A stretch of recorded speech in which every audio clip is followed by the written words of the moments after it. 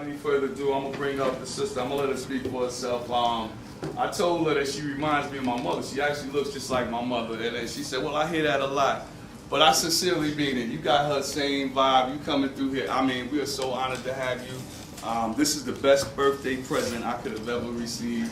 I kid you now. I feel like a little kid now. I'm so happy. I'm blessed, you know. I mean, I could go out there, oh no, this is my born day, it's my birthday. This is the best birthday present I've ever received. And without any further ado, Dr. Frances Cress Welsing.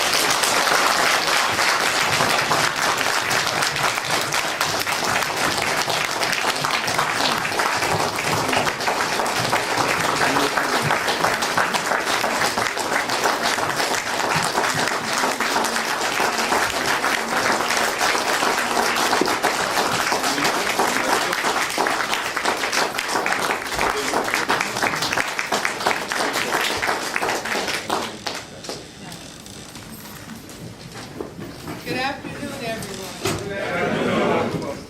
I am really honored to be here and to have been invited by Frances Wilson and Clemson Brown.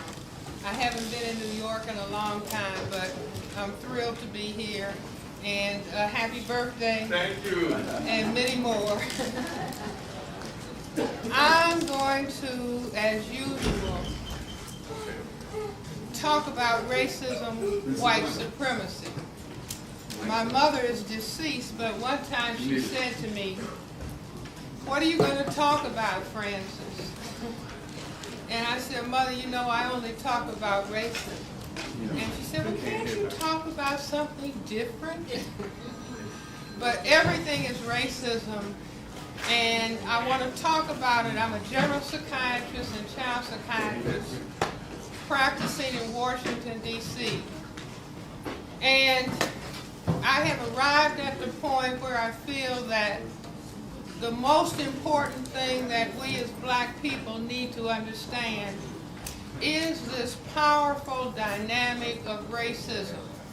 Those of you who are familiar with the work of Neely Fuller know that he has said, if you do not understand white supremacy racism, what it is and exactly how it works, everything else that you think you understand will only confuse you. So I believe that if we are going to move further into the 21st century and into the 22nd century and into the 23rd century, that we have to have clear insight as to what this process is all about. I think it's in the book of Isaiah. If you do not have, those who do not have a vision, if there's no vision, the people will perish. I guess that's, if there is no vision, the people will perish. Meaning we have to have a more global understanding of exactly what the forces are on this planet, so we can actually do short-range planning as well as long-range planning.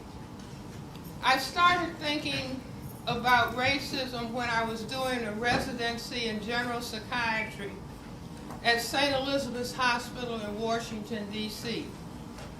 And it was a program that was based on Freudian psychoanalytic theory, and nothing was really being said about the mental health of black people. I'm a third-generation physician. My father was a physician. His father was a physician.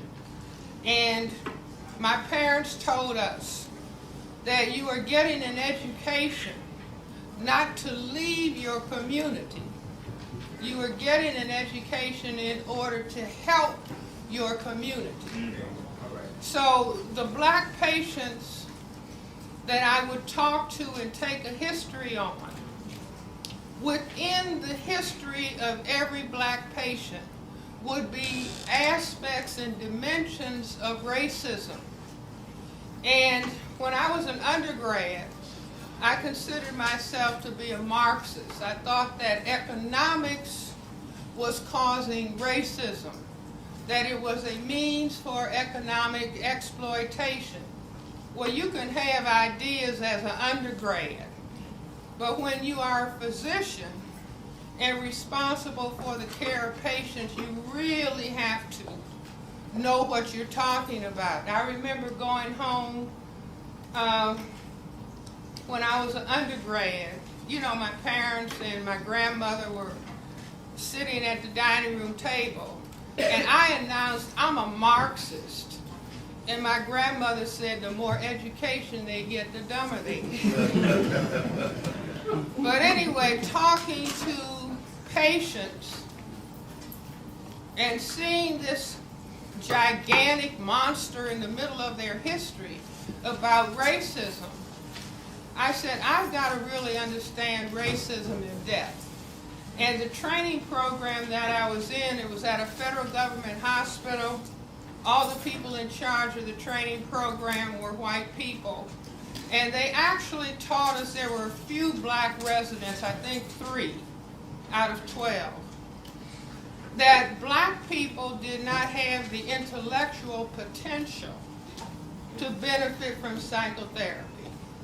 That the best treatment for black people was medication. Well, that did not compute for me. So I said out to myself, I want to understand really more about racism. I happened to have been at a social gathering, and these were black people sitting around after a Black Power Committee meeting. And I heard a gentleman across the room say, racism is a system. It was almost like a light bulb going on. That was Neely Fuller. How many of you are familiar with his work? I consider him to be one of the critical thinkers in our group in the 20th century and into the 21st century. He was saying that racism is a system, and let me, because we got to get this really in our head. He said it was a system, and the system functions in all areas of people activity: economics, education, entertainment, labor, law, politics, religion, sex, and war. And that the purpose of this system is to maintain the power equation of white over non-white, white power over non-white powerlessness. And so I thought this was a very profound concept. Those of you who are familiar with the work of Dr. Du Bois. Dr. Du Bois in 1903 said that the problem of the 20th century is the question of the color line. This is the problem of the color line. So I said to myself, why would a system for the purpose of maintaining white power over non-white powerlessness, why would such a system evolve on this particular planet, planet Earth? And then I thought about some of the things that are said within the system. One of the critical things is that we are taught that white is a majority. Is that right?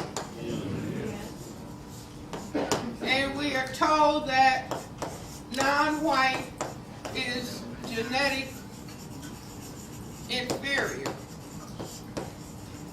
And then I just thought about the things that, you learn going to school for a long time and going to medical school. I said, wait a minute, white is a tiny minority. Fewer than 1/10 of the people on the planet have white skin. And instead of black people being genetically inferior, the ability to produce this black pigment, melanin, is a genetically dominant trait. And we have an excellent example in our president, Barack Obama. his mother is white, was white, his father was black.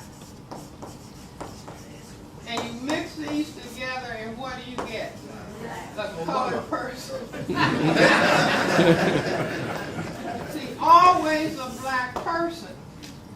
So I said that, okay, on this planet, planet Earth, in the 15th century, we had Columbus, 1492, coming out of Europe and realizing that the earth was round and not flat. And everywhere these white people landed, they found colored people, right? And if those men were sexually frustrated and the people were over time, and the women had sex, or I should say the men had sex, imposed sex, however you want to look at it. If they waited around 9 months, they found that all of the children looked like the mothers. And so they realized, wait a minute, we are a tiny minority in Europe and no other place where there are white people. So they said, wait a minute, what if these men got in boats and started going from south to north?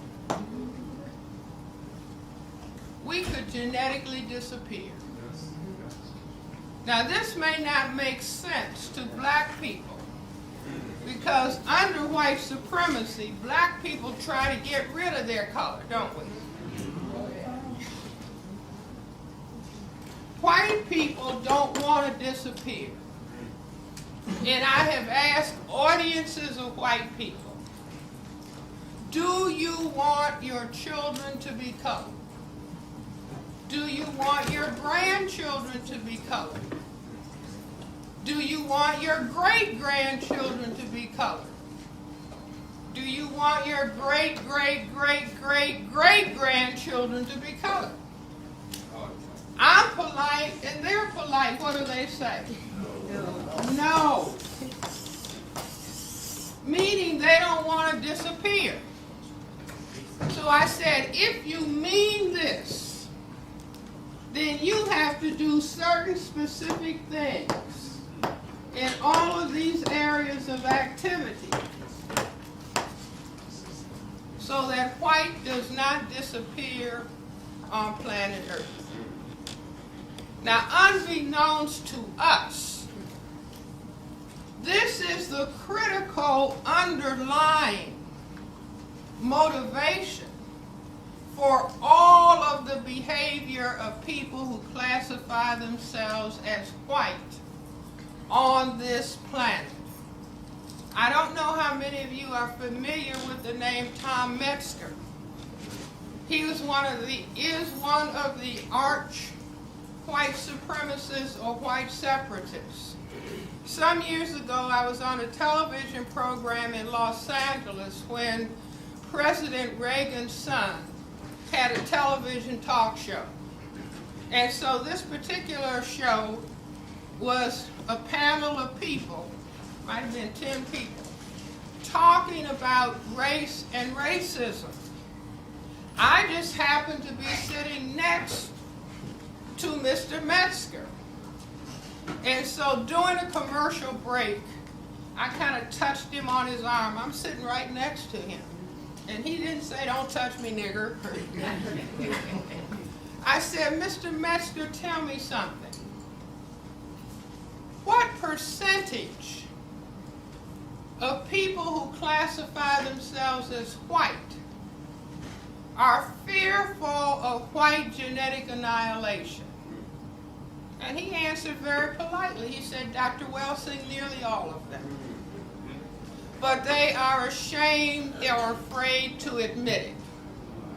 Now, I can understand that. In other words, this system is about white genetic survival.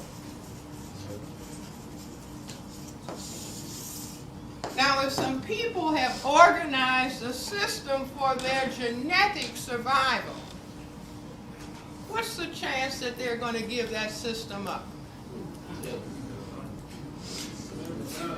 None. See, they worked hard.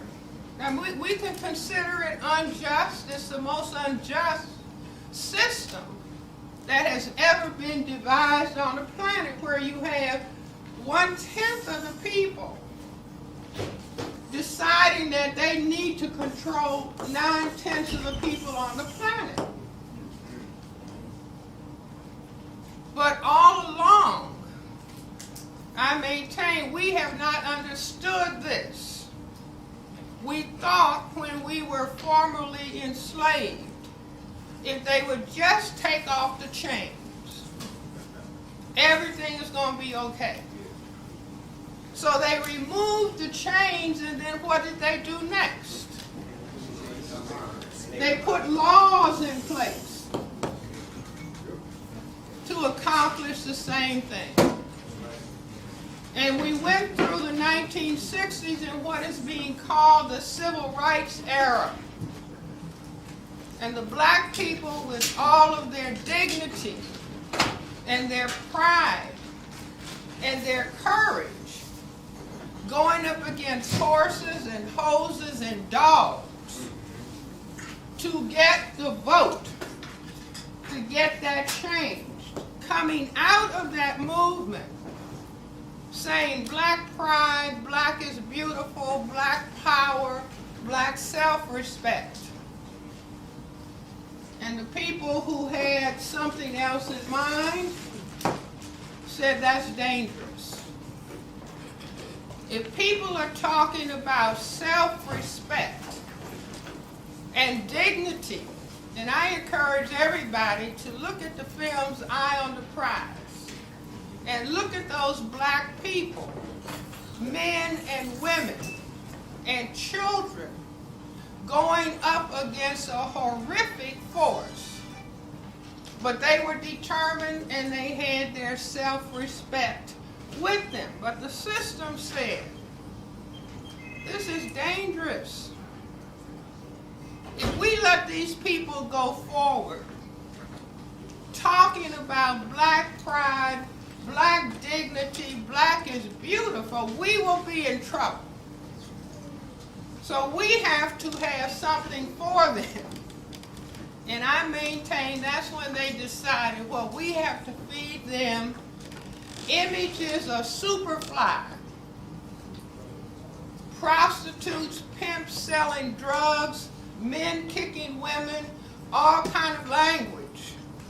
Following that up into the present, with having black people call themselves niggers and dogs and gangsters and thugs and bitches and hoes. That's right. Now once that's in the brain computer, you can do anything. See, that's the complete annihilation of self-respect. Now, we didn't understand it. We thought, oh, this is just entertainment. Right. Like the movie Monster Ball. Or the movie Precious. Do you see? Or the movie for colored girls.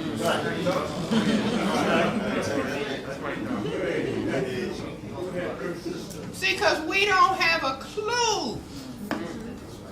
We don't have a clue about what is going on. See, we've been thinking, and God bless Dr. Martin Luther King, a minister but a great political scientist. He said it's about love. Everybody should love. And he got killed. And I say the reason being that if everybody on the planet, all these people, white, non-white, loved, and the love was expressed in sexual activity, what would happen? white would disappear. You see, so kill him, because that would mean our genetic disappearance. So, if the system is about white genetic survival, what do they have to worry about most? Black men sleeping with white women. Black babies. Black men, white women. Okay, give him a B plus. Black men, white women. Okay, but let's even take it further. In that if the concern is white genetic survival, they don't have to worry about black women. Why? X chromosome. See, the test is going to be next week. The reason being is that men, males, whether they're white, black, brown, red, or yellow, can impose sexual intercourse. If I would, try to impose sexual intercourse on any of the gentlemen here, and they say, I'm sitting next to my wife, and I went to my purse and I got my Uzi.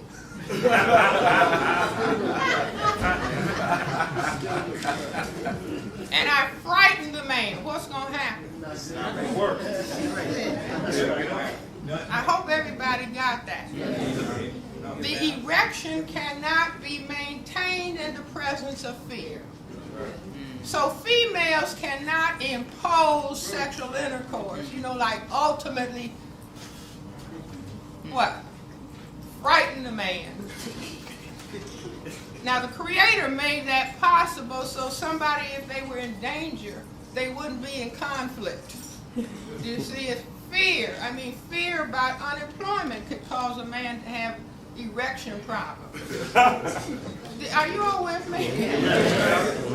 So there's a reason that if the concern is genetic survival, and see, we are decoding this material because we have thought somehow there's some white people who are going to work with us.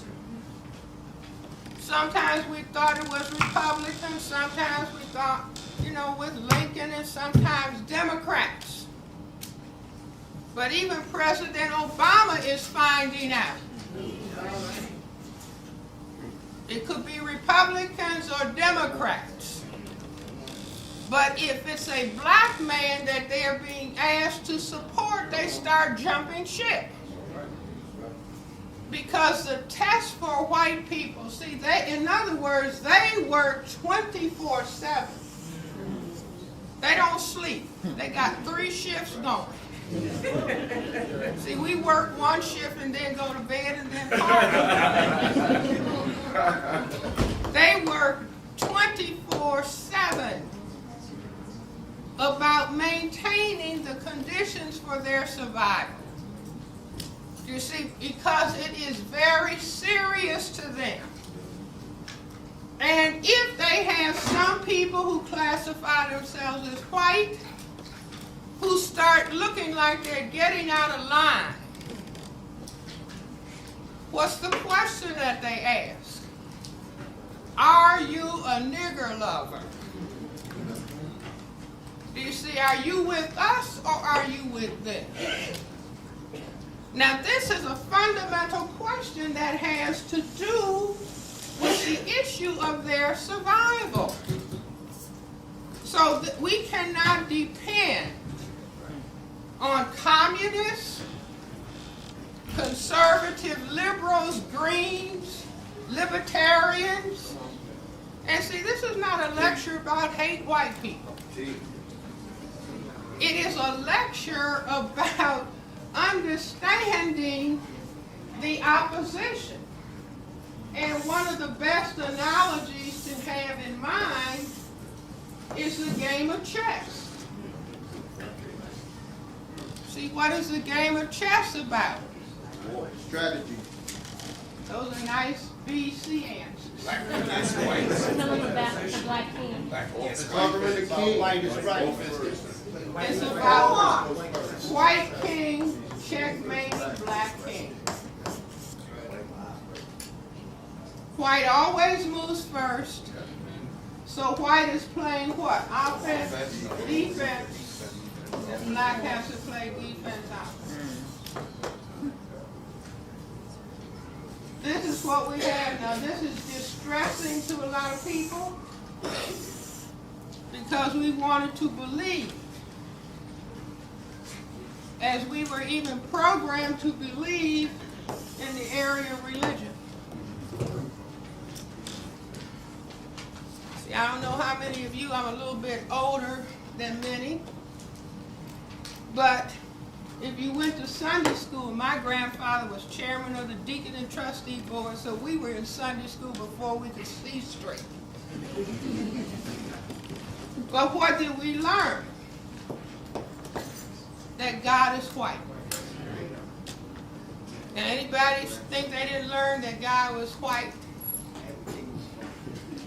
See, if you were given that little Sunday school card with a white picture of Jesus, your brain automatically concluded that his father had to be white. His father could not have been black. Now, if he was a historic figure, he was black. Even Billy Graham said that Jesus could not have been white. But we are programmed to think that Jesus was white, and therefore his father is white. And we were taught to sing, Jesus, translate white man, loves the little children. All the little children of the world, red, yellow, black, and white. All are precious in his sight. How many know that song? Boy, no more church going in these days. There was a time when everybody knew those basic songs. You see, but being taught that God is white, and they got a musical, came out some time ago, Arms Too Short to Box with God. Meaning arms too short to box with the white man. See, when I was a little child, having seen the Sunday school card with Jesus on it, I had just drawn my own conclusion that the man on the Quaker Oats box must be God. See, he was somewhat older with white hair. Jesus was younger, so, you know, now we thank him for the food. We just had this big Quaker Oats box in the pantry. I mean, that was my conclusion. But if you, any of you, saw a Sunday school card with the white Jesus, your brain jumped to that conclusion too without your knowing it. That's called a subconscious conclusion. So anyway, this was deeply programmed in our thinking, but I tell people that the truth is you cannot hide it. That it will come out in material. It will come out through the subconscious. Because if we break the name Jesus down in Ebonics, it spells just us.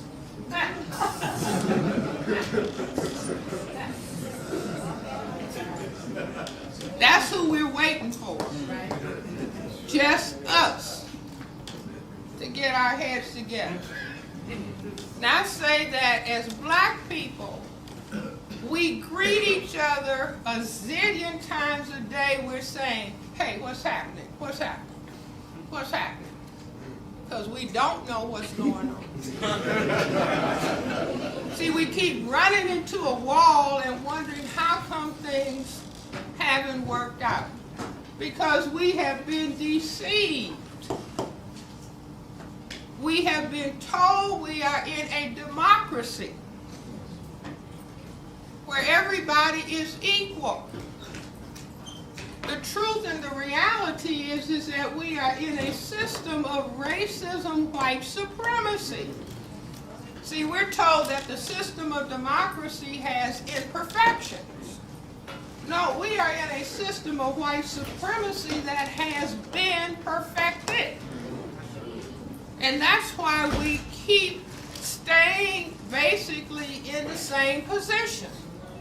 And as long as we don't understand we're dealing with a system, every week we just complain another black man has been shot, another black man has been killed. You say, oh, 10 over there, 3 over there. Oh, well, let's add up the statistics and somebody will run and complain about it. But if it's happening over and over again, that implies intentionality. And if the system is about white genetic survival, who is the enemy of the state? No, the black man.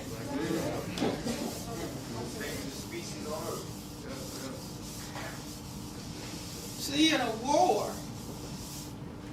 if you can take care of the business as defined, the problem is white genetic survival. So what do you have to knock out in order to not worry about white genetic survival? Exactly. The attack has to center on the black man.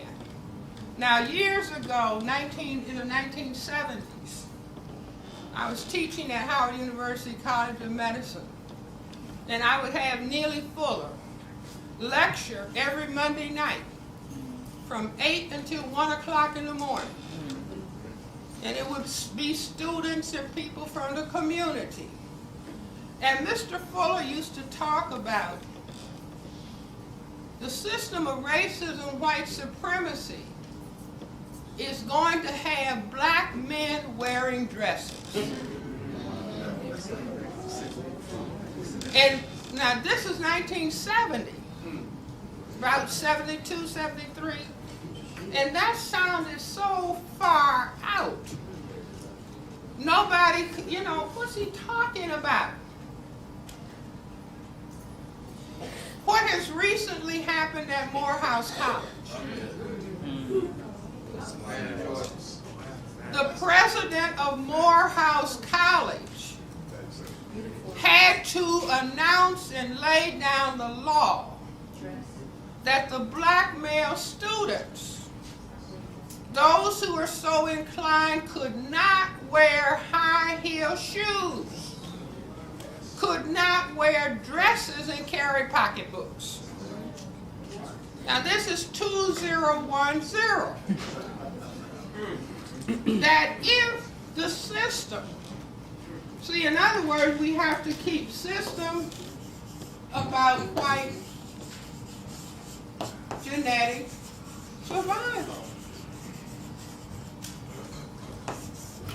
This is what the system is about. And the system is working 24/7. If I turn the black male into a female, can I relax about the fear of white genetic survival?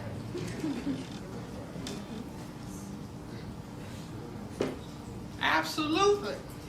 Now, I don't know what goes on here in New York. Haven't been here in a while. In D.C., we have a lot of men with their pants hanging down. In the train station, when I bought my ticket to come here, there's a black gentleman, had on some expensive clothes, had some nice luggage. His pants were down here. So he would pull the luggage like this after he got his ticket, and then he'd have to stop.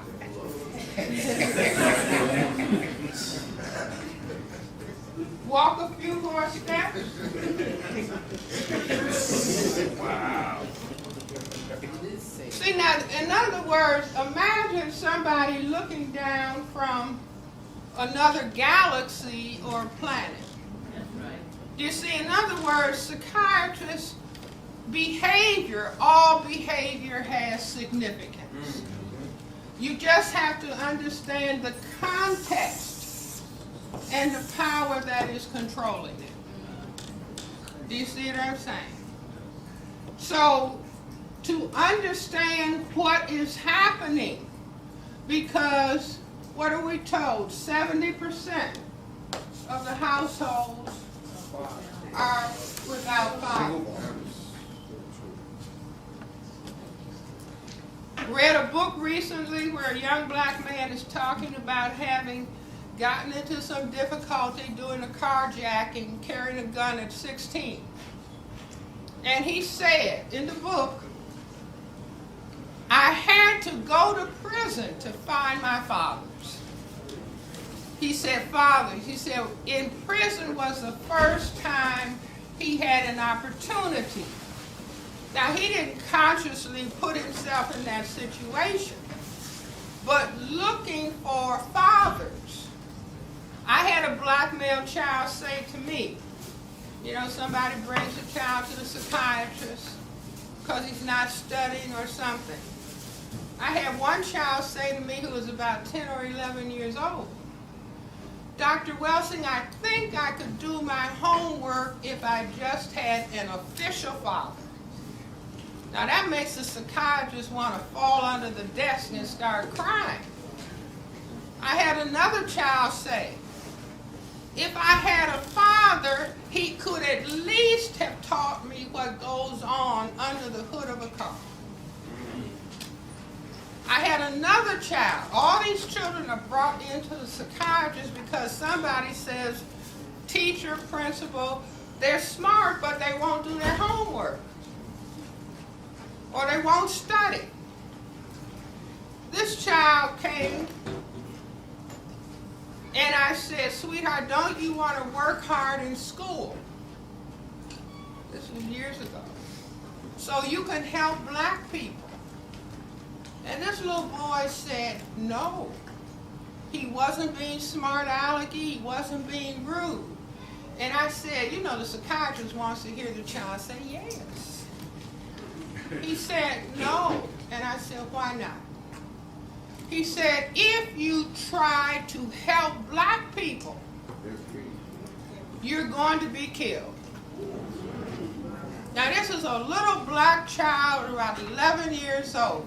Said Malcolm X, George Jackson. I said IQ 265.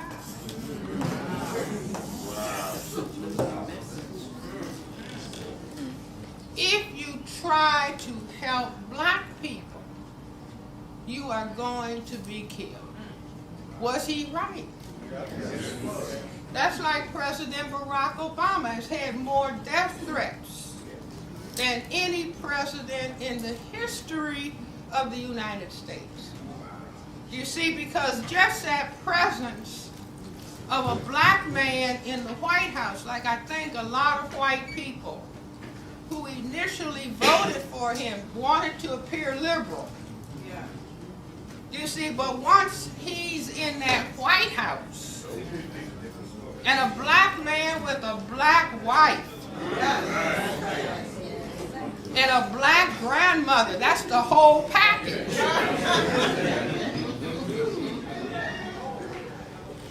They begin to understand, oh my God, if he's in power, and not only that, the reception that he receives all over the non-white world. Do you see? So they started shaking because people who classify themselves as white are not consciously carrying around in their mind fear of white genetic annihilation. They repress that. Do you see? But how do we know? Based on other behaviors that they engage in, and just like Tom Metzger said, the majority of white people are fearful of their genetic annihilation. Sometimes white people will say to me, Dr. Welsing, what can I do to help? And I say, tell black people what white people talk about when there's no black people around. They all go silent. Because what are they talking about? They're either talking directly or in code about white genetic survival. I had a white college professor say to me after I had been invited to speak at a prison, white university giving educational programs in a prison, 100% of the prisoners black males. So I went and talked about the same thing I'm talking about here, about racism. So this white professor said to me, because she drove me out there, drove me back home. She said, see, sometimes when you push truth, and I'm not being rude and disrespectful, people feel compelled to come out with their truth. So she said, Dr. Welsing, you know, I hate to admit it, but on all social occasions, not some, not a few, on all social occasions when it's white people together and there's no black people around, she said, we are talking negatively about black people. And the assumption is that everybody present is in agreement. So I told her that I understood that. See, they're simply talking code.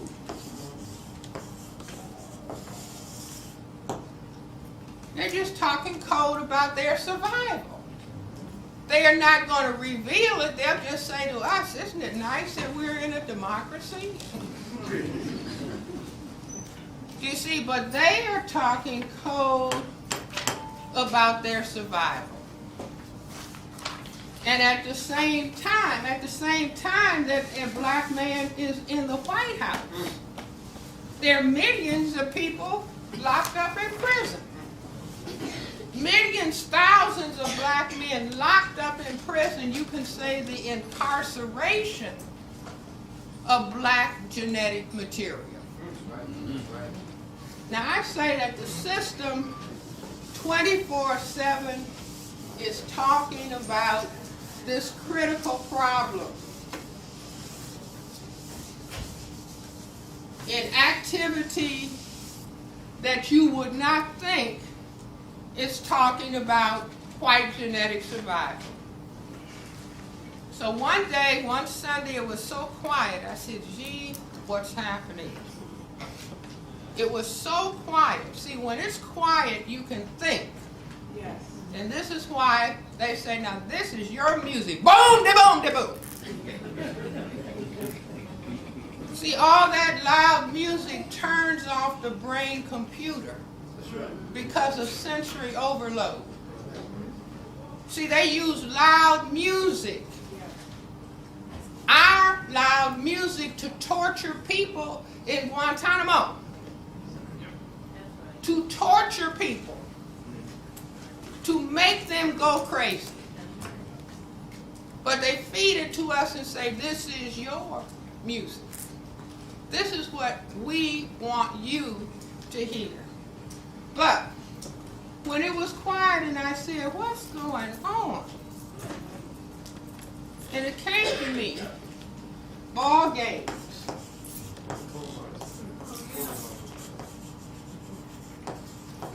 And I said to myself, for ball games to have a whole city be quiet, the ball games must have a significance, an important significance that we're not generally focusing on. So it just pops. See, once you understand the context, meaning system of white supremacy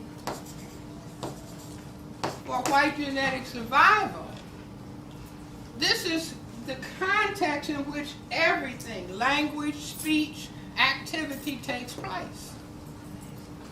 So it just occurred to me, came into my computer, There are two series of ball games in the system of racism, white supremacy. If you read the ISIS papers, don't answer. What are the two series of ball games? See, you're looking at it all the time. But if you don't see the context, you won't see it. But you're looking at it. What are the two series of ball games? If you read the book, you're going to be expelled if you answer.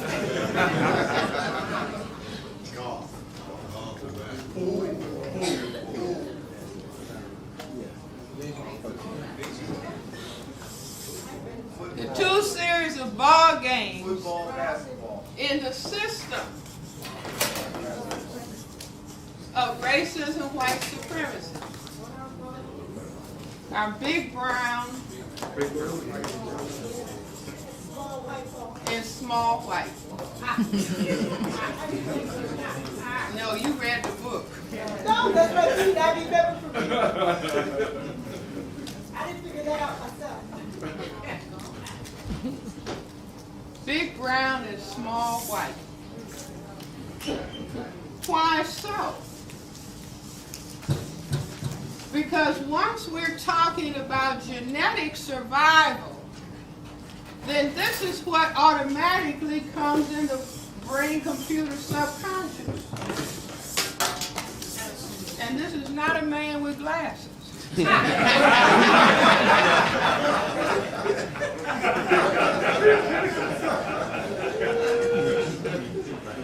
I need to get a model to come and stand up? See, why does this come into mind? Because this is a diagram of male genitalia.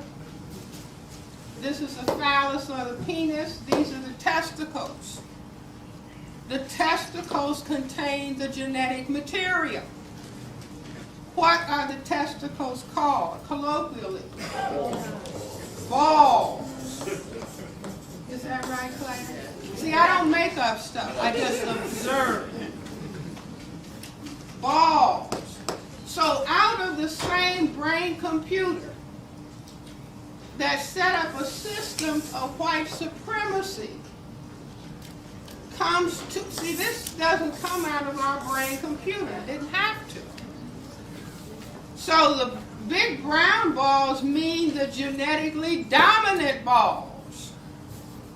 And they are brown. And what are they? Football. Basketball. Bowling ball. Earth ball. Small white, marbles.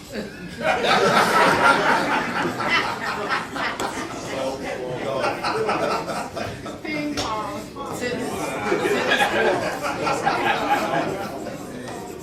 Baseball. Tennis.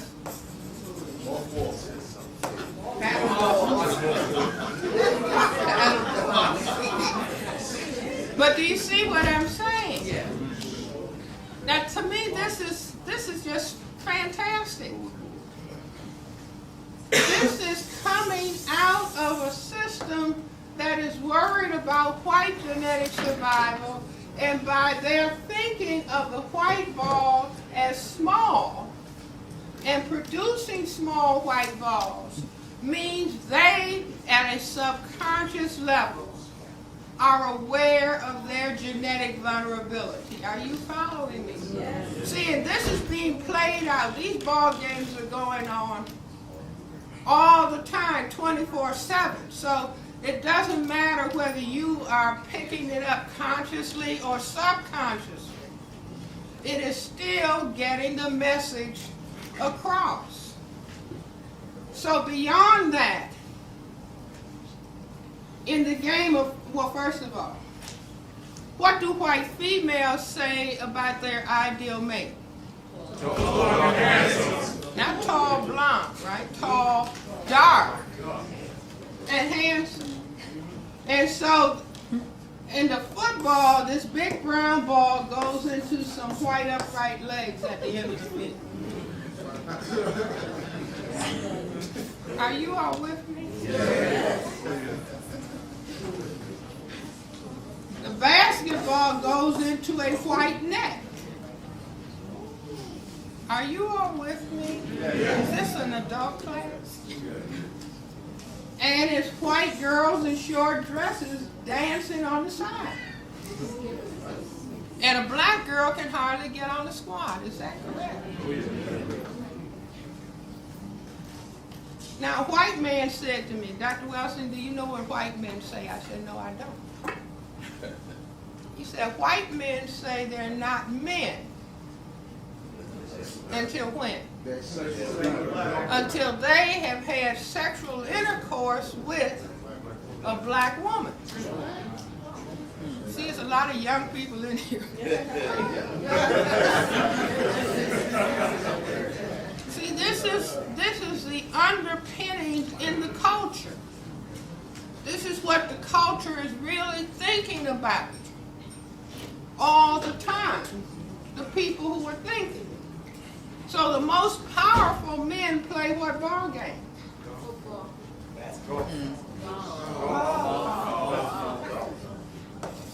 Now our president just got hurt playing basketball. Do you see? But what the game that the white presidents play? Golf. Now how is that game played? I'm going to demonstrate.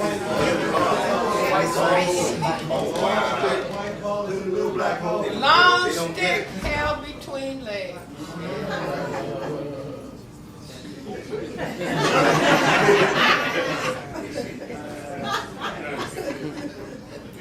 Trying to get the little white ball in a hole in black Mother Earth. And if this is a real, are there any little children? I see a couple. I'll address the grown-ups. The golf course is laid out, and it always has water holes. It has rough. It has sand trap. And then it has a hole that it's supposed to go in. Now anybody studying anatomy and female anatomy will understand. This is pubic hair. See, the ball happens to go in the rough. Or the ball can go in the water. See, the female genitalia, you have the vaginal opening, you have the urethra where the urine comes out, and you have the anus, and that's the sand trap. Are you all with me? Yes. I don't want to ruin anybody. We have got to understand racism and white supremacy. We have got to understand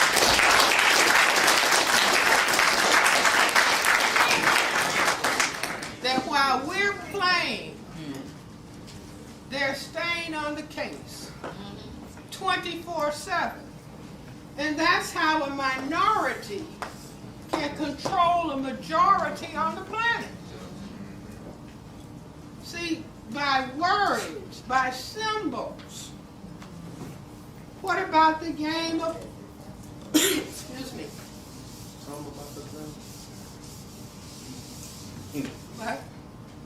What about the game of billiards or pool? Green field, long stick, triangle, whole lot of colored balls. See, the triangle is the female vaginal orifice. Take the triangle off, and what's the game about? The white, long stick white ball knocks all the colored balls under the table. And what ball is left on top of the table? The white ball. The black ball is the last ball to go in. See, we're doing too much partying and eating and not observing. The black ball is the last to be knocked in. And the expression is what? President Obama, you don't want to be caught where? Behind the 8 ball. See, if you're behind the 8 ball, that means that the black man is in power. You don't follow it. Yes. What else can we look at on here? Let's look at the password in the black community, at least it used to be. Do people in New York, Brooklyn say motherfucker? Yes. Yes. Still. Still. One day I came out of the clinic and there was some young people passing and they were the motherfucker, the motherfucker, the motherfucker, mother. So my first reaction is, oh my God. The second reaction, if a word or a phrase is used with high frequency, there has to be a reason behind it. So I said to myself, in the system of racism, white supremacy, there are 5 people categories.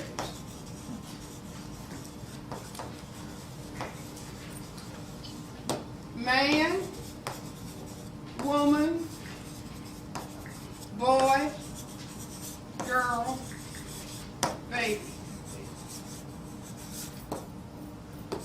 Who is the man? I said, here comes the man, you all. Why are you all so quiet? The man and white man. The man is the white man. Any other male has 4 choices. Black men fought historically, don't call me no boy. Is that right? The white supremacists say, okay, you got 3 choices. Woman, girl, or baby. It used to be that woman and girl were out. Baby was in. How many black ladies have called a black man that they are highly familiar with baby? You all better tell me. See, lying to yourself. How about that? You've read the book. No.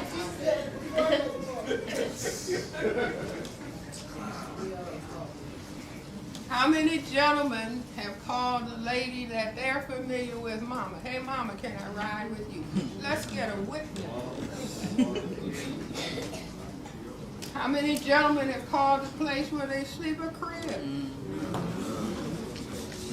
Are you following me? Still do. Man who calls himself baby, calls a woman he sleeps with mama, calls a place where he sleeps a crib, will call himself what? A motherfucker.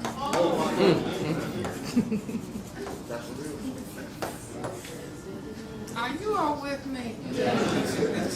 Now my mother, bless her soul, my mother was a Chicago public school teacher. So this is some time ago. She's deceased now. But she called up, I'm in Washington, she's calling from Chicago. Hi, Mom, hi. My mother said, hi, Frances. She said, I heard that you said that word in public. And I said, Mom, what? What? You know. I said, no, I don't. Mom, what? What? said Maryland farmer. I had never heard that before, but you know, I said, Ma, don't worry. It's a political expression. How so? Man who calls another man the man and calls himself baby. The power of a man compared to the power of a baby. Who's powerless? Politics, political means the power relationship between people. Nobody has to feel bad. This is the system that we're talking about. The system of racism, white supremacy has to take power from the black male if there is going to be white genetic survival. Are you all with me? See now, if we begin to understand this, so that we understand what we are dealing with, then we can begin to have choices about what we're going to do on the black side of the chessboard. Because white supremacy is coming down, attacking us by any means necessary. See, whether they have to do it with Tuskegee syphilis experiment, HIV, AIDS, Ebola, whatever, cholera in Haiti, whatever,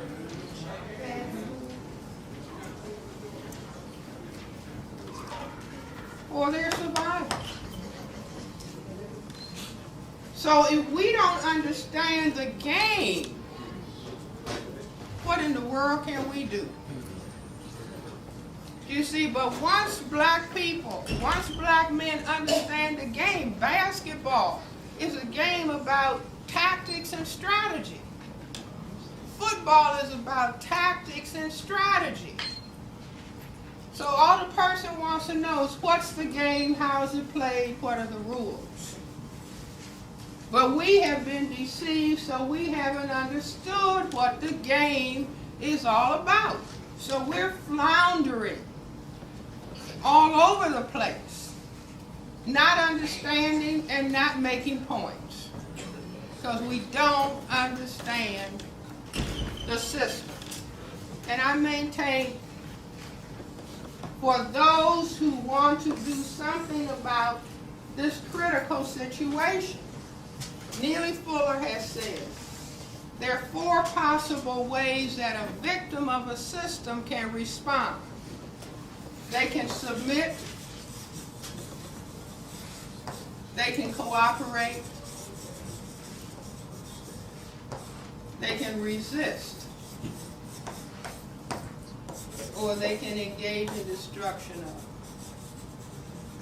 Now, destruction of, those are the people who are already dead, like Martin Luther King, Malcolm X, the people who they're going to move in spite of the pressure.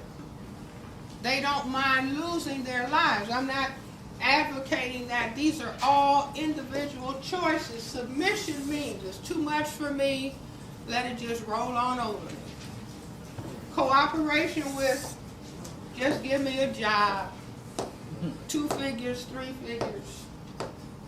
Resist, I'm talking about the system, so I'm resisting. If they say, Frances, we'll kill you, I'll probably jump back here.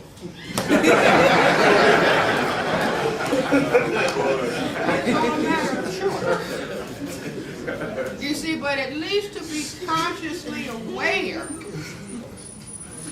of what is going on. Like Neely Fuller says, who is an Uncle Tom? The person you see when you brush your teeth. That means, see how quiet? No, that's just cooperating with the system. The slave master told Uncle Tom to take some other slaves to another plantation. He didn't run away. He said, I gave my word, so I go back to the plantation. The slave master did him in, but he was cooperating. See, if you stop at a red light, you're cooperating. If you stop at the cashier in the supermarket, see, you're owed everything free. Every black person is due several $1 trillion for what happened to us. You see, but so you pay at the cashier. You stop at the red light. We're into cooperation with, but people can decide to resist. I say talking about what the system is really all about. Not deceiving ourselves as to what the system is actually about. And the people who keep resisting, even though they're threats to their lives, they're in a special category. This is not show-off category. It's just where the person's will and where their commitment is. And again, this is not about name-calling white people, cursing out white people. See, I was giving a lecture on Thursday. I said, you know, one of the most important things we can do in relationship to people who classify themselves as white is to say, we're afraid of you all. We're afraid of you all. See how quiet it is? That means that truth, but it's not speaking out. Do we have a right to be afraid? Yeah. Sure. Sure. Look at this. I said, this is the problem. Perceived as the problem. When a white police officer, so-called, stops a black man and says, I thought he had a weapon. He does.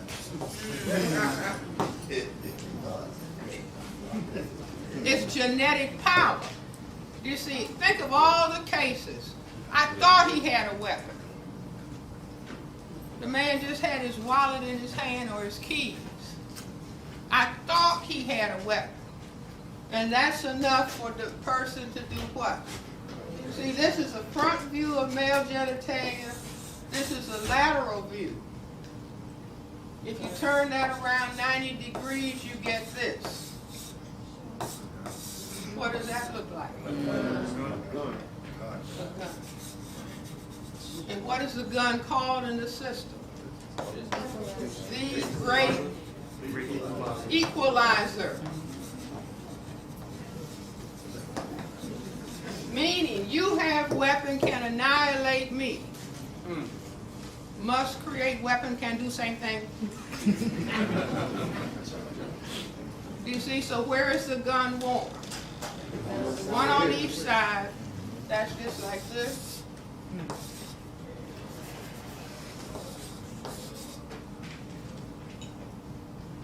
And then it's called justifiable homicide. You see, meaning anytime I see a black male and I get a little bit nervous, if I'm authorized to carry a gun, I'm authorized to kill him. Are you all with me? I see fear.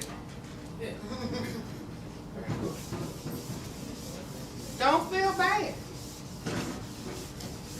This is war.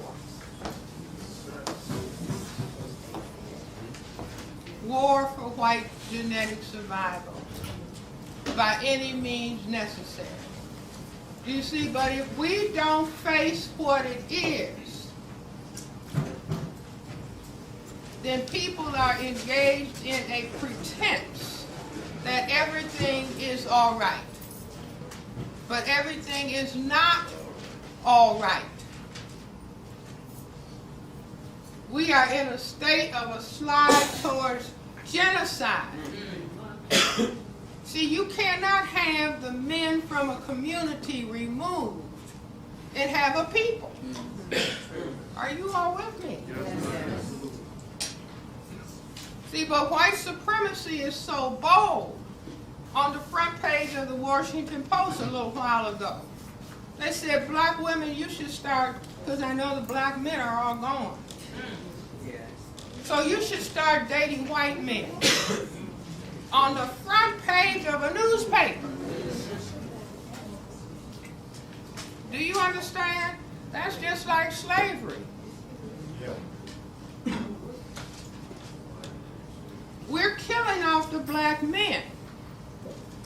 So, hey, you want to have a man, so-called? Get a white man.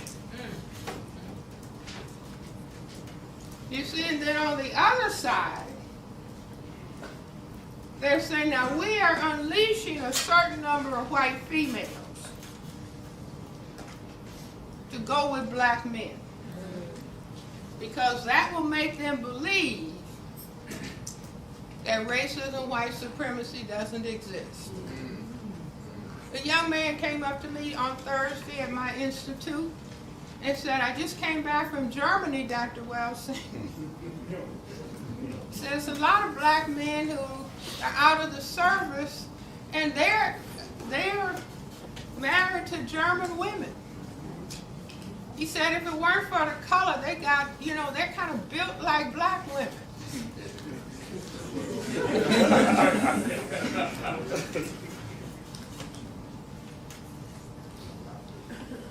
See, that's the Caroline Brigade. So I said, I guess you'll be going back to Germany? See, that the system has figured out in formal slavery, when the white slave master would be rampantly raping African women. But the mother would be black. And she would tell the child, you're black. White females tell their offspring, you're not black. You're mixed. Now, what does that mean she actually is thinking about black? To say to the child, you are not black. But let him try to stop a cab. Let him try to get a job. So he becomes schizophrenic. Because he has been taught by the mother to hate black. I really don't respect your father. You see, but these are all of the kinds of confusions and difficulties that go along with maintaining the system of racism, white supremacy. So every black person has a whole lot of choices. Submit, cooperate, resist, or try to destroy. So this is where we are. So what do we do?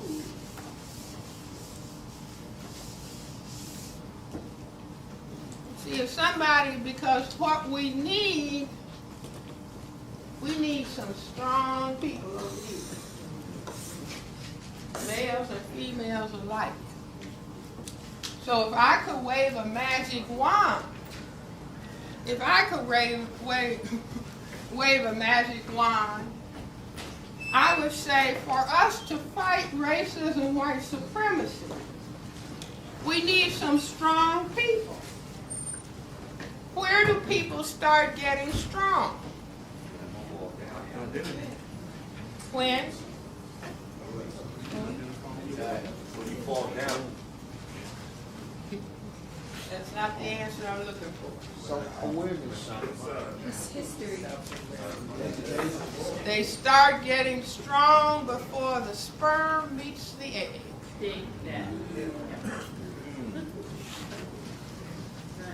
You know, people used to insult people by saying, you're a bird brain.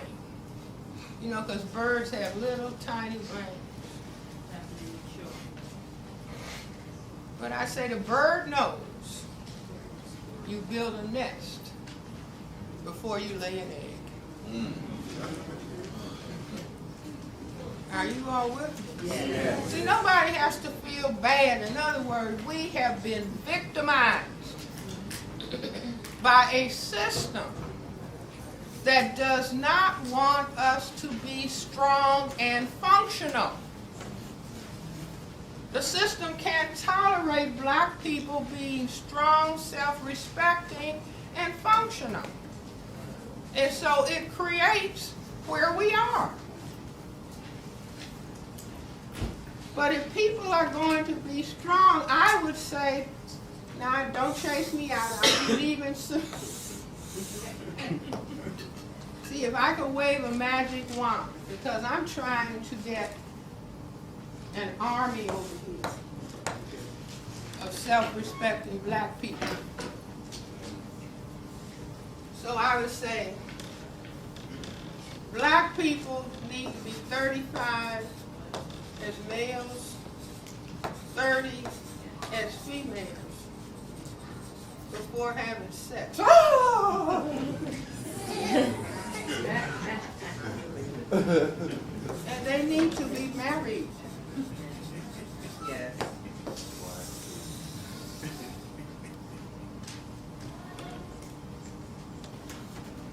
Because what the system has us doing, see, we're under fire 24/7. This is stress city.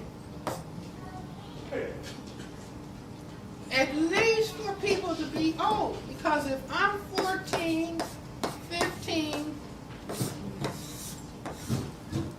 there's no way I can pass on strength to a child.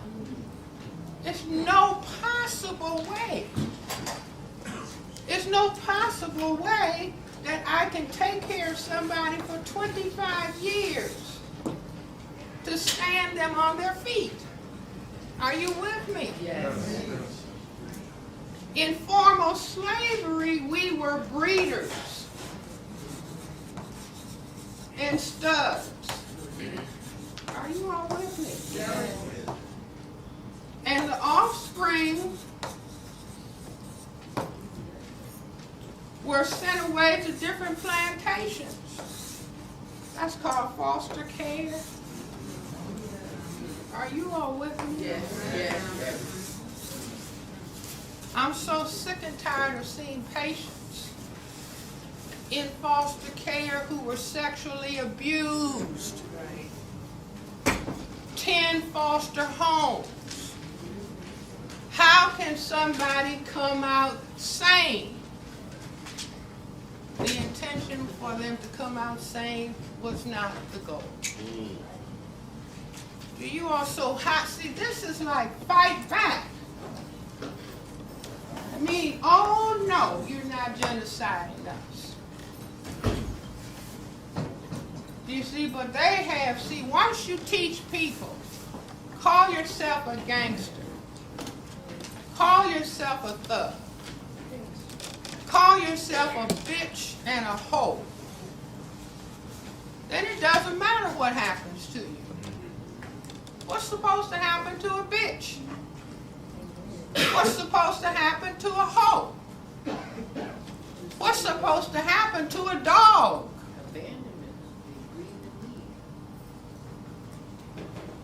Right. The system says, hey, I'm really wiping you off if I can. And the only response is, no, you're not. No, you're not, for those who can. No, you're not. But see, we don't really have a convincing response to that. So they can, how many people have seen CNN and Soledad O'Brien talking about Jonestown? And they keep putting it on, and putting it on, and putting it on. 1,000 black people were killed. I say they had to be gassed, following a white Jesus called Jim Jones. I say they had to be gassed because dogs don't drink Kool-Aid. and they had dogs dead, laying with their feet up in the air. You see, and if you had drunk cyanide, you would be convulsing but not laying straight.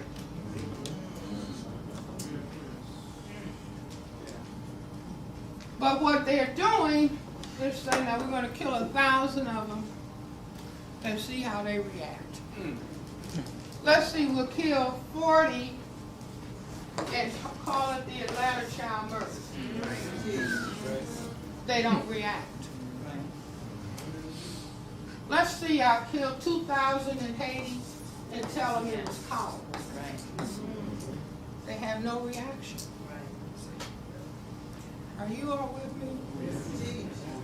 These are experimental testing. See what they do. Have we succeeded in having them repeat gangster and thug and bitch and hoe and nigger? It's saying those are terms of endearment. See, so we have to give the system a series of A+.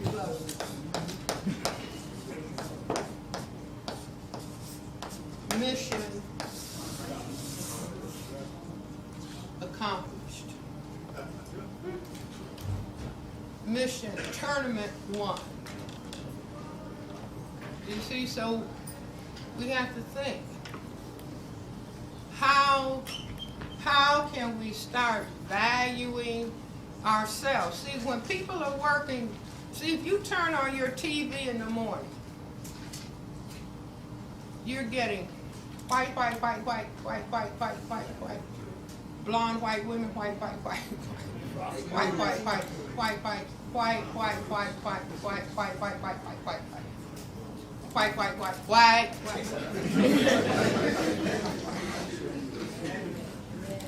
See, and then Anderson Cooper can come on CNN and have the little children, a little 3-year-old white child. How many of you saw those programs? Yes. It's too bad the audience didn't see it. Because they gave little white children a strip with colored faces on it. You know, like white face, little tan face, all the way to a black face. 3-year-old white child. Which child is stupid? Without hesitation, the black child. Which child is ugly? Which child is bad? Without a moment's hesitation. And then they did the same thing with some black children. Beautiful little children. Which child is ugly? Black. Which child is dumb and stupid? Black. See, in both parents, the white parent and, oh, we don't know how. Those are just primary lessons in the system of racism, white supremacy. And all you have to do is put a child in front of the television and they learn the lesson. Not to mention conversation that might go on in the household about, isn't that girl pretty? Now, was she crystal black? No. See, it's the vibe fell. My back is turned, but the vibe fell. See, we have to get in touch with the truth. See, little black babies, the day they're born, the family goes to the hospital, they're looking through the glass. The nurse says, this one is yours. No, that must be a mistake. No, that check the bracelet again. What does the system teach? If you're black, get back. If you are brown, stick around. See, I can do this in London. Same. If you are yellow, and if you're white, you're right.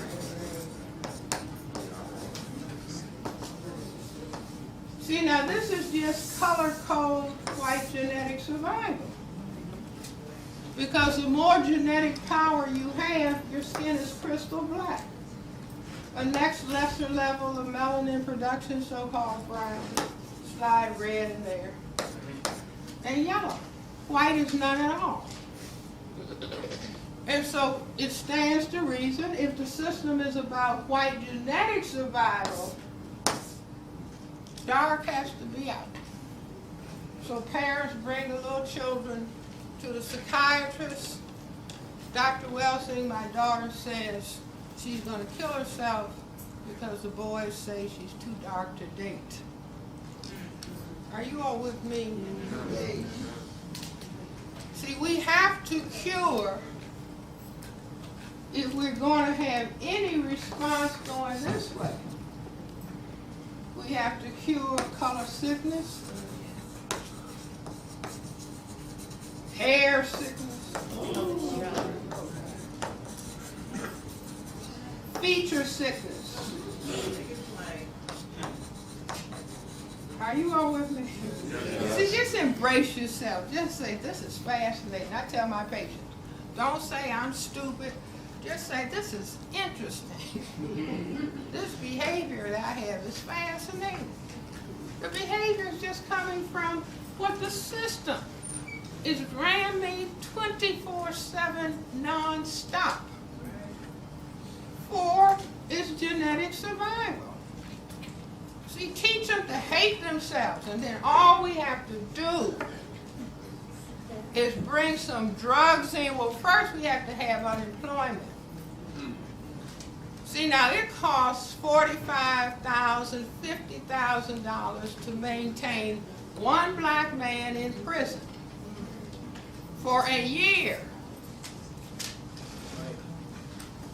Why couldn't he be paid $45,000, take care of himself, a wife and 2 children? Oh no, we would rather have him locked up. Learn how to be a lady. Are you all with me? The person doesn't have to feel bad. No, a system is operating on us that we don't have a clue about. But we can begin to understand. Where there is no vision, the people will perish. Where there's no understanding, the people will perish. So we have to make up our minds that, wait a minute, we better understand this. Because just like Hitler said, I don't care about their religion. Talking about Semites of the Jewish religion. Read Hitler, Mein Kampf. He said, I don't care about their religion. I'm killing them because they're not white. See, we got a whole lot of black people who miscegenated and could pass for white. That's what the Semites of the Jewish religion, they came out of North Africa. But if you move up into Europe and you miscegenate, we got a lot of black people. I think I'm going to have a baby by a white man because it's going to give my child a better chance. Anybody hear that before? We know all about that. So they had the same process going. They thought they were in. You see, but Germany's economy went south. Does that sound familiar? And when everybody is shaking and nervous, Adolf Hitler came on the scene. So what we're going to do is kill him. We're going to kill him. I'm going to kill 11 million was the number he set for himself. He succeeded in killing 6 million. See, 6 million. You ever start wondering where the people who are moved out with gentrification, where are they? Where are they going?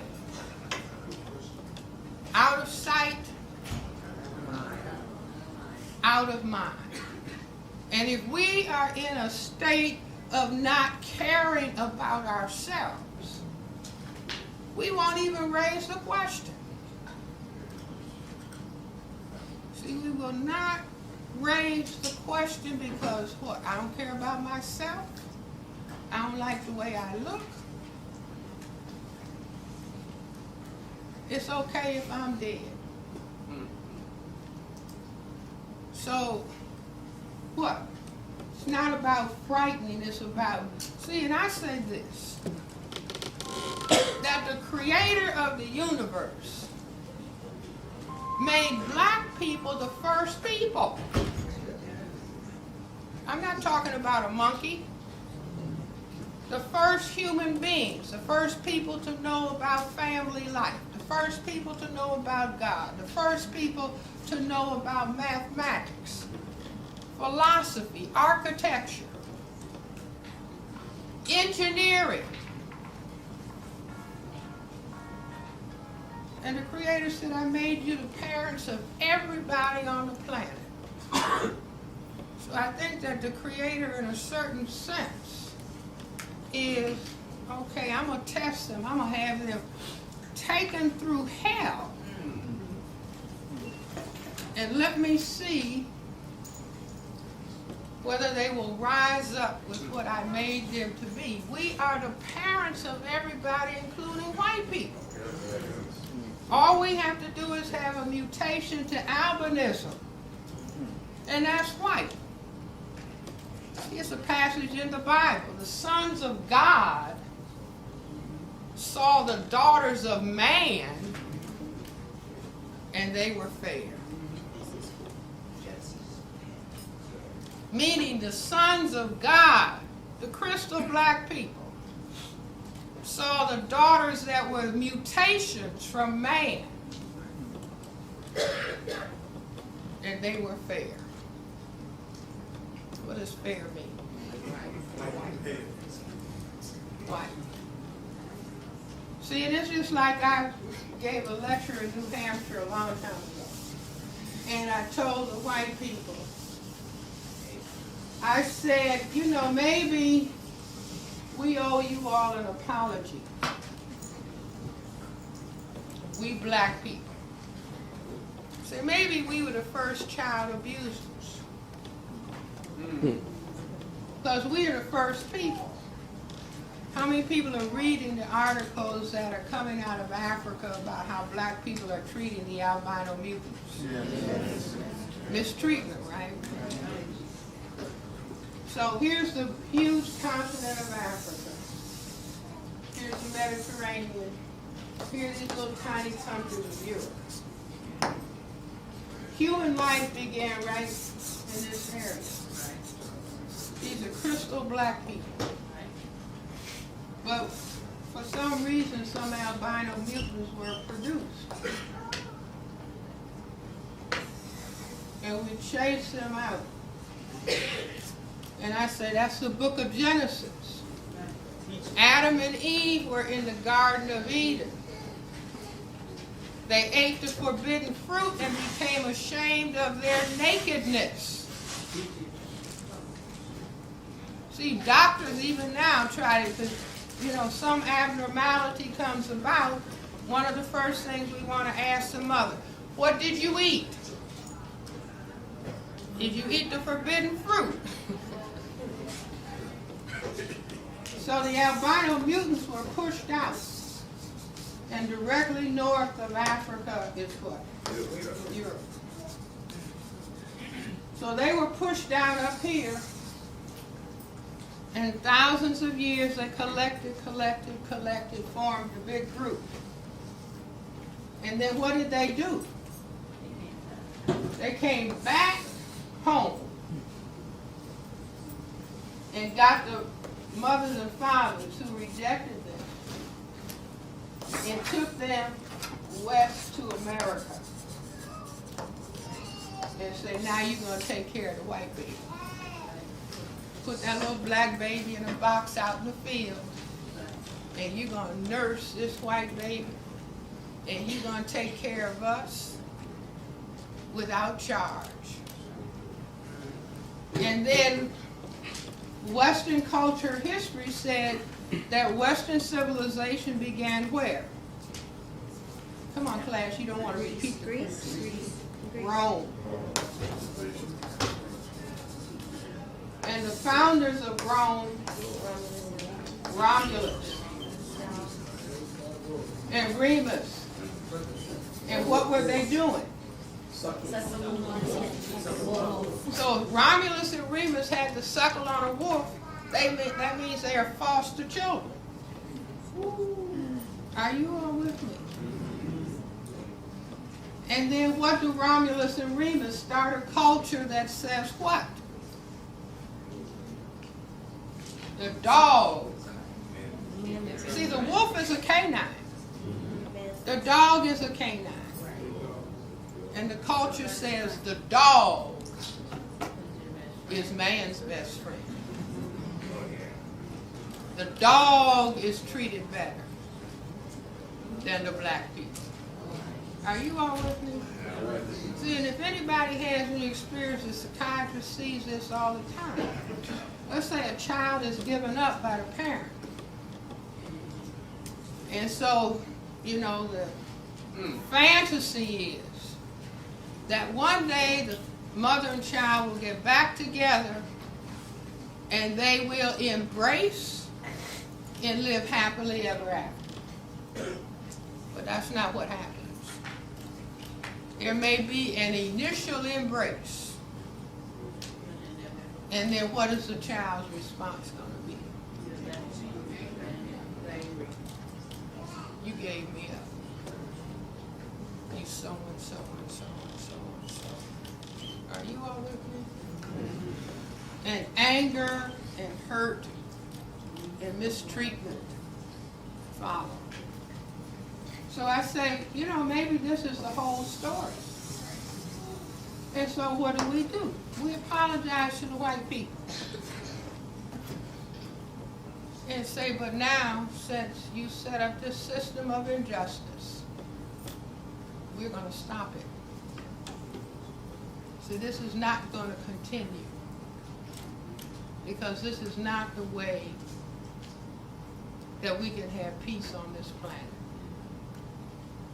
And we are the parent people of the planet, and we are going to take our parental responsibility.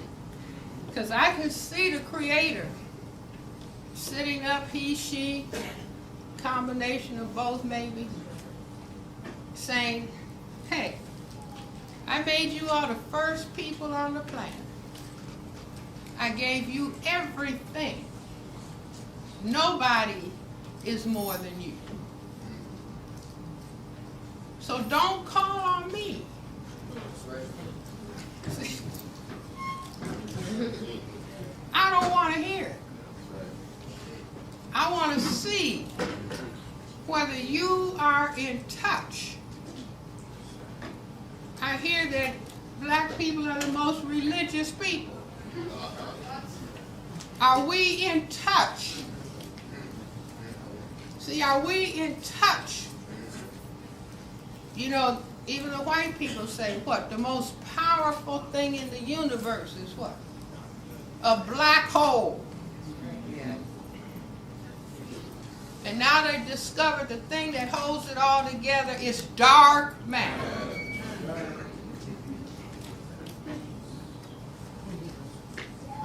Now I say that if we are hating black, see, we need to review. George Washington Carver, black man, crystal black man. He said he would go out early in the morning when it was quiet, and the plants would talk to him and tell him what they could do. See, this pigment, black, is the superior absorber of energy. Everything is energy. Everything is energy. What if these cells that we wish we could get rid of, oh God, give me some more bleach. And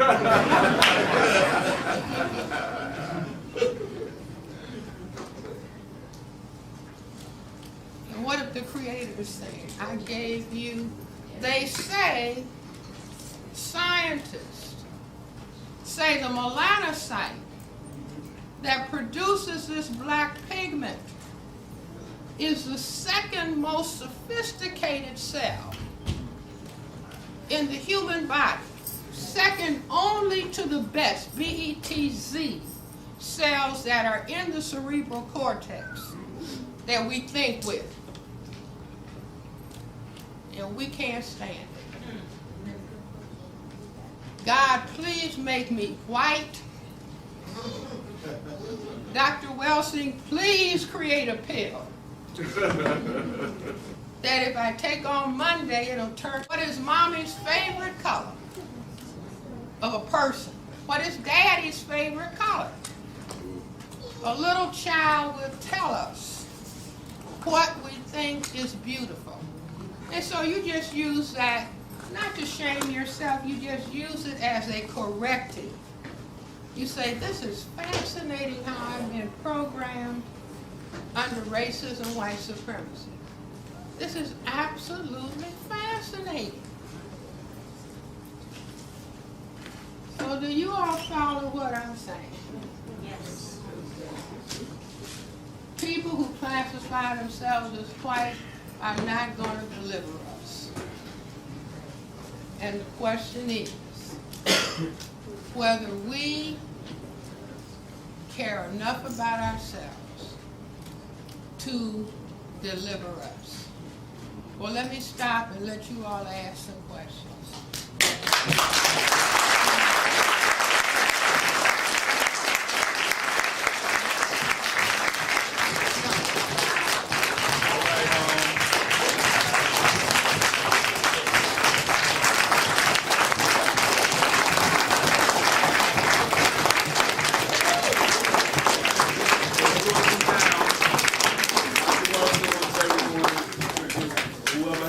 I want to make it as orderly as possible.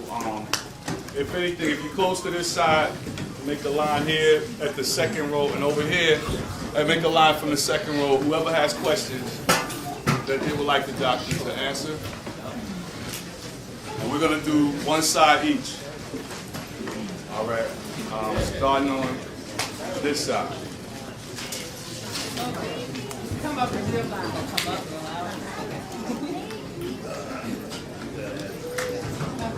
Real loud. All right, everybody, we gotta get some order here so she can get the.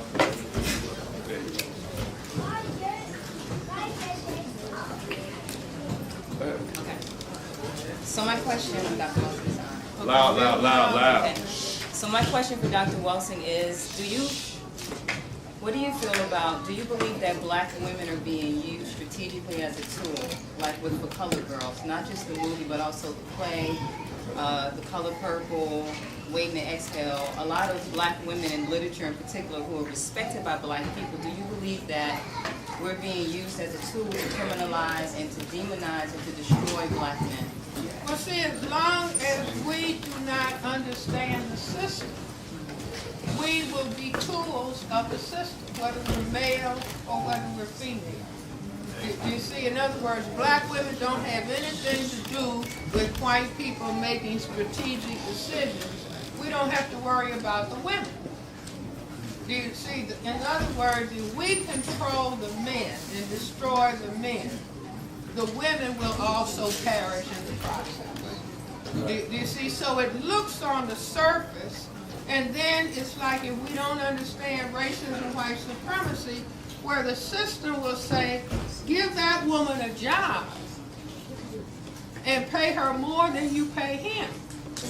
First of all, that's going to create tension in the household. You see, now a lot of times a man will say, it doesn't matter to me if she makes more money. But his manhood in this system is attacked. You see, so dissension will begin to go forward.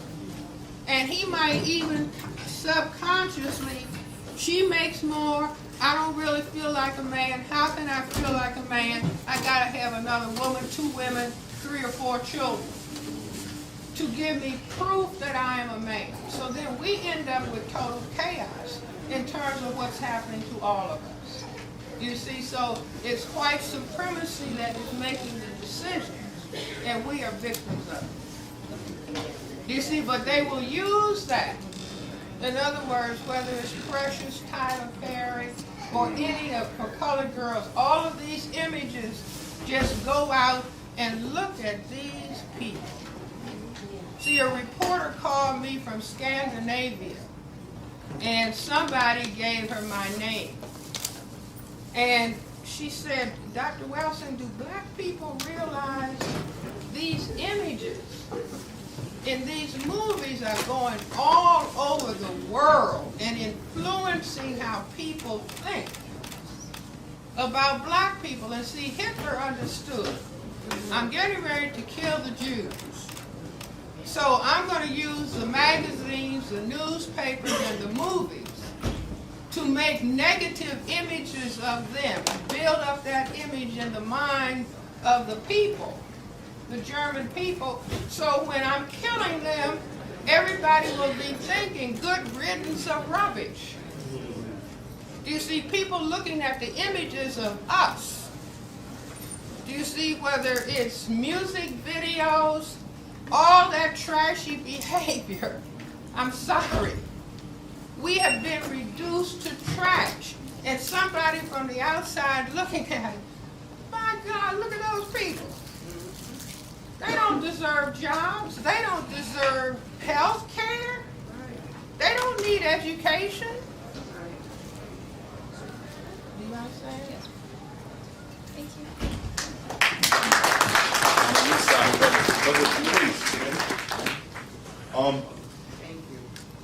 He's going to record the answer if you don't mind, because this is for Go ahead, someone brother. from Facebook. Don't worry about it. All right, good. Shai Pacheco Hamilton from Facebook asks, she said to ask you, what do you think about suicide rates rising among black youth? Why not? See, it's like if you see some of these male children that have what I call father hunger, they want their father so badly. I was just talking to a gentleman who's a social worker on Thursday night, and he was talking about a child who's acting up in school. And he said that, you know, of course the parents are not married, and the father promises to come, but he doesn't come.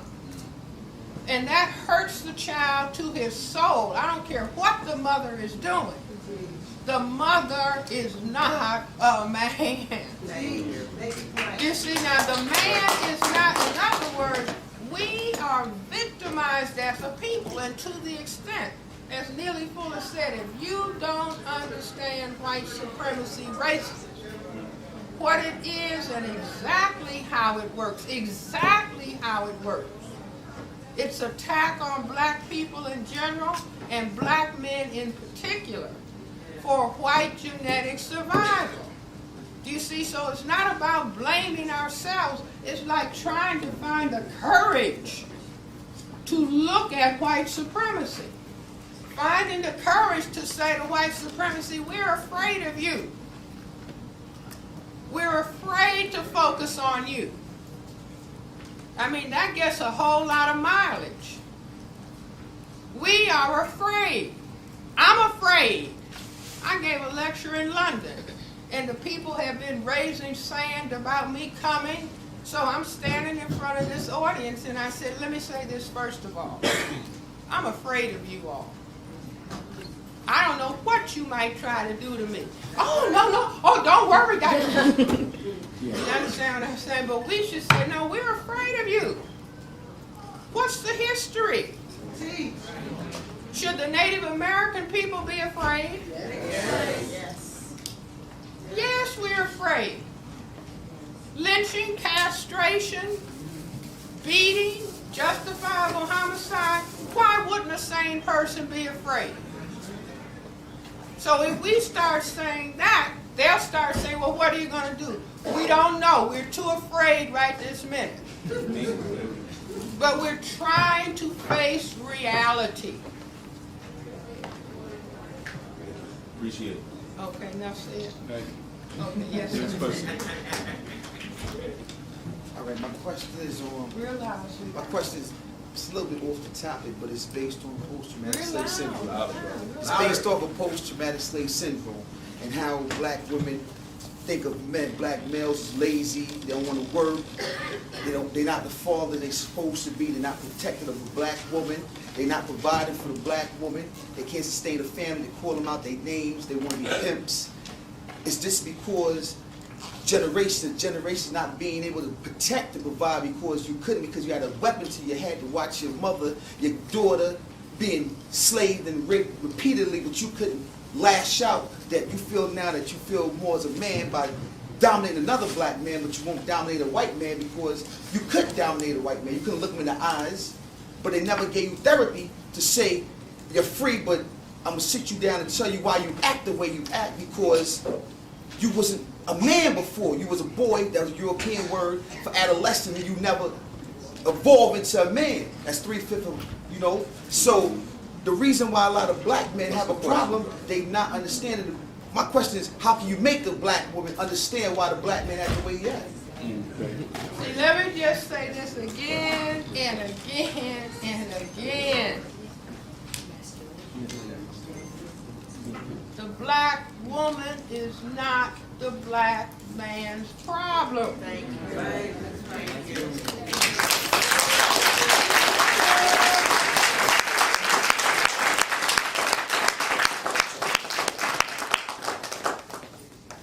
Do you understand what I'm saying? Yeah, no doubt. But I want the black men to understand this. Well, it's, in other words, we gotta like embrace ourselves. There you go, bro. Embrace ourselves and embrace each other. And then let's get down to understanding. You remember some of the old cowboy movies? And it would be somebody like Gary Cooper or John Wayne, and he's telling the woman, don't go, don't go. I gotta go and fight the Indians. You stay home.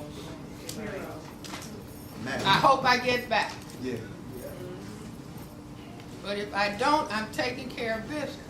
Now, I'm not talking about black men going out and finding a white man to kick. No, it's about understanding what is being done by the white collective. See, black men need to, if I could wave another magic wand, say, no, we're going to work. See, we want jobs. We want jobs. See, but you can train people. If you have several generations of mothers going to work and coming home and feeding male children, then that male child will grow up and ask a woman, what kind of job do you have? See, now, this is just tactics and strategy on this side of the board that we haven't been thinking about. We haven't understood, so then we quarrel with each other. And as long as there's fear, it's like the man on the job, his boss kicks him, he comes home and kicks the dog and kicks his wife. Who's his problem? The boss on the job. You see, so this is where we have to get to. You see, the woman is not going to teach the man how to be a man. You see what I'm saying? And this is why I say that if black women would do their part, our part would be, you really are fine. You really are good looking. But 30, 35, 2, 3. See, married. What if black women were saying, not out of hatred. This is not a game bringing children in the world. That's right. Thank you. See, this is not a game. Go out there and tell the white collective, no, we're men, we're going to work. See, we are going to work. But as long as the sex comes first, Do you see, like what do they say? Why pay for the cow when you can get the milk? And so we don't have to feel bad. These are patterns that we have fallen into, not understanding what the structure, process, goal of the system is. But it's like I can't say often enough, black men stop focusing on the woman.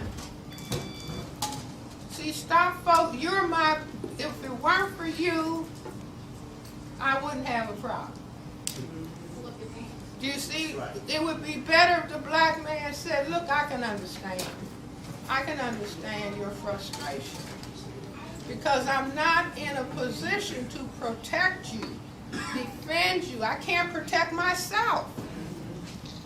I can't take care of any children.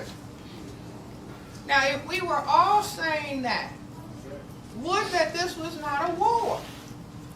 See, nobody in Afghanistan is jumping out of a foxhole or behind a rock and talking about, I got to get some. Right. Right. See what I'm saying? I mean, we've got to tighten up. We got to get into discipline if we are serious about ourselves. Responsibility. See, one of the secretaries of agriculture's name was Butts. Years ago, said all black people want. Now he said this in public. It's tight pussy, loose shoes, and a warm place to piss. Now he said it in public. Why? Because they had bred us to be that. Do you see? Not to stand on our feet, because in other words, I'm not going to let you be a man if I can help it. So black people have to say, no, we're going to be men. Now we're not going to be wearing dresses and high heel shoes and earrings. Okay. Thank you, brother. All right. Appreciate it.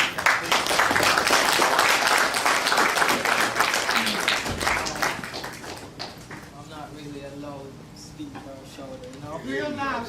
Well, I have a two-part question. One at a time. Right. And in your lecture you mentioned that Real loud. in the lecture you mentioned that we don't have a clue. So I'm asking, why is it we don't have a clue if it's so obvious? It's not obvious. In other words, see, imagine children in the first grade. Black children, white children in school, and the teacher says, boys and girls, good morning, everyone. We are in a system of racism, white supremacy. And this is how the system works.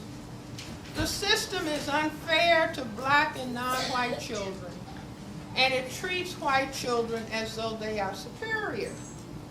Now then, everybody starts understanding.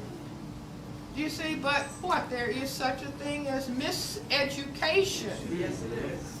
See, it's just like going all over Africa and saying, okay, now here are your guns. Now, I want you to fight these people over here. They're your enemy.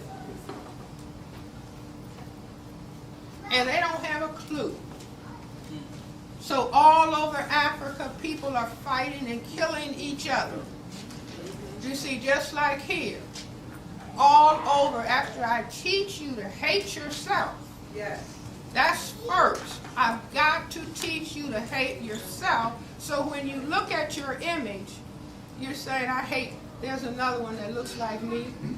Yeah, I'll kill him. I'll kill her. See, so we've been miseducated for a purpose. They're 1/10 of the people on the planet. The only way that a minority can overcome a majority is divide and conquer. And this is what they are masters. We could go around saying to the white people, you all are masters. They'll say, what? A master being at a cocktail party with white people. You're supposed to be acting like everybody's equal. Oh no, master. No, I'm not your master. You've got 2 degrees. No, you are the master. You are running a masterful system. We're just beginning to understand. Now, one thing, you will not be invited to another cocktail party. Second part. All right, the second part is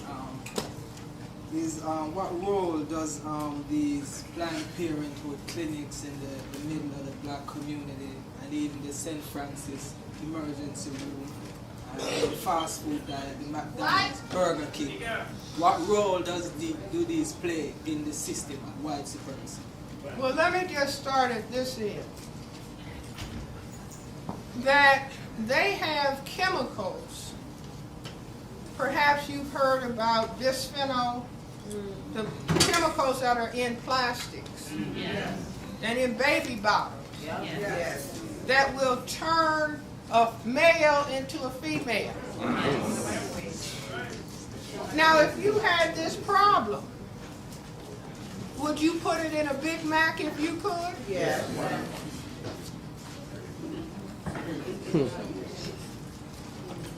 Do you see what I'm saying? Or anything else.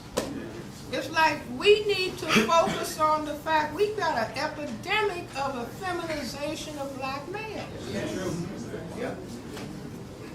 Even the pediatricians are noticing it but afraid to talk about it. See, we ought to be saying, wait a minute, what is going on here? That's just like HIV/AIDS. See, they could be doing saturation. In the 80s, I was in London. And if you turned on the television, you would see commercial after commercial, get tested, get tested, get tested, get tested. They don't have any mass movement to test people here. They could test everybody in the prison, test them when they come out. No. Why should I? Why would I make a biological weapon if I don't want it deployed? And if I deploy it, I'm not going to pull it back. I've got a purpose. You see, so black people ought to be saying HIV is biological warfare until proven otherwise.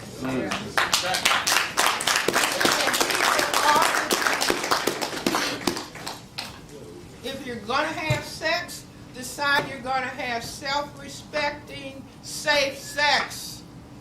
Do you see, or have you been tested? Yes. See, but it's like if my brain has been reduced to I'm a dog and I'm a hoe, and I'm a bitch, why should I be tested? It doesn't feel the same. Or why should I use a condom? Meaning I don't care if I die. Right. I don't deserve to live. Yes. See, like they were saying in Nazi Germany about the Semites of the Jewish religion, life unworthy of life. Life unworthy of life. We have been conditioned to feel that about ourselves and to step into I don't care, which is programming in the system. So I hope that answers.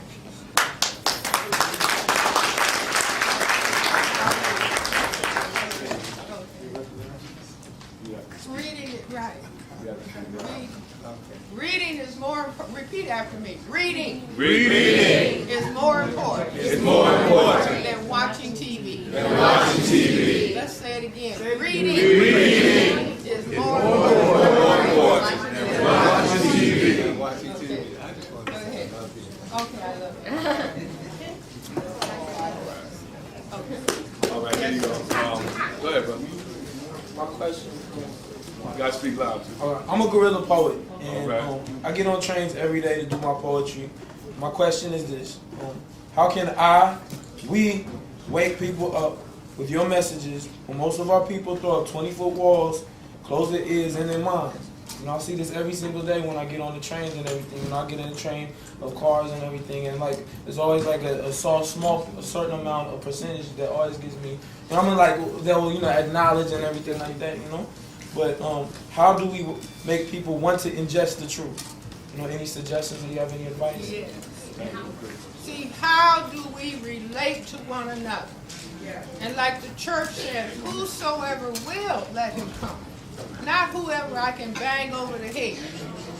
You see, so somebody says, look, I don't want to hear anything about about racism.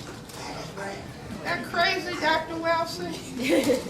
I don't want to hear it. You see that? Say that's okay. That's okay. You see, and if you don't get anybody to listen, you write your poetry. Right.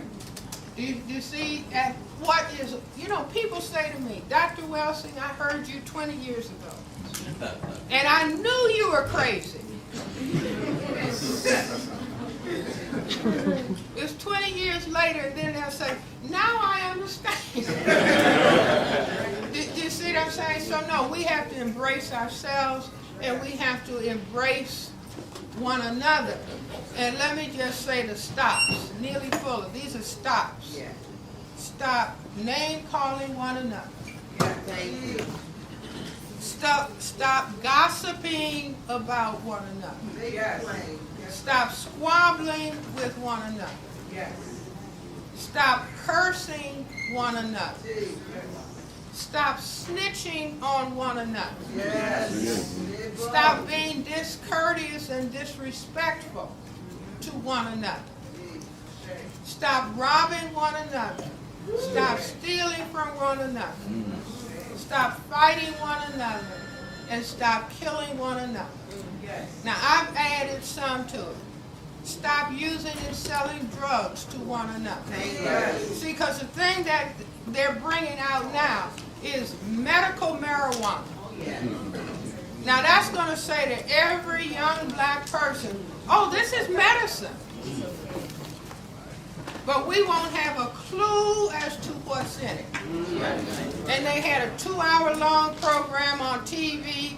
They got a black couple who are one of the chief manufacturers. See, that's to suck us in. So please be careful. So stop using and selling drugs to one another. Stop making black children think that as children, they can be adequate mothers and fathers. All right. Stop pretending that racism, white supremacy does not exist. Stop throwing down trash where black people live, work, and play. If you're willing to live around trash, you're thinking of yourself as trash. Every black person needs to get a PhD in broom studies. Stop allowing racism, white supremacy dividing black, brown, red, and yellow people. Okay. Thank you.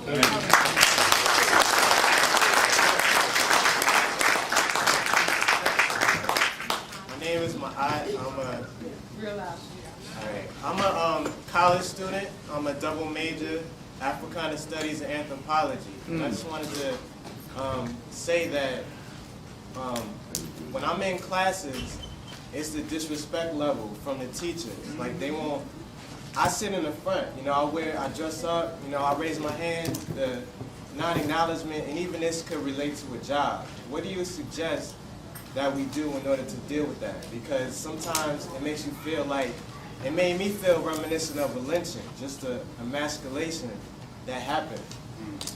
Well, you know, it's like if you read our history, there are black people who have integrated schools and they made black people sit behind a screen. Yes. You see, you were not allowed to be in the same space with whites. See, now, if you have in your mind, they're supposed to like me. They're supposed to accept me. As opposed to, I understand racism, white supremacy. You see, and the teacher is doing his or her best to discourage me, to make me give up. Like they did studies some time ago where they found out, you know, a little black child, let's say he's 7 years old, and he's got the answer, and he's raising his hand like that, and the teacher just keeps ignoring. And then his hand begins to come down, and he is despondent because he thinks. Now imagine, you see, if you go into class and say, well, this is interesting, this teacher is acting like they think of me as the enemy. Well, I understand fear of white genetic annihilation.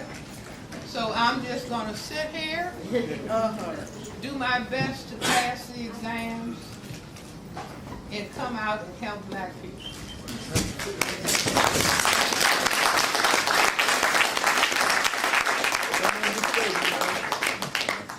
My question was kind of similar. Real louder. My question was kind of similar to the young brother's question. I want to know, the more I become myself, African, the more I become conscious of white supremacy.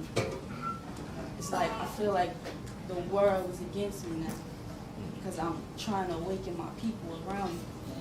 What did you do when you was going through it? Because I've seen you around my age, and now I feel like I'm in your shoes at that time, but now we're in 2010, where the consciousness of black youth is not the same.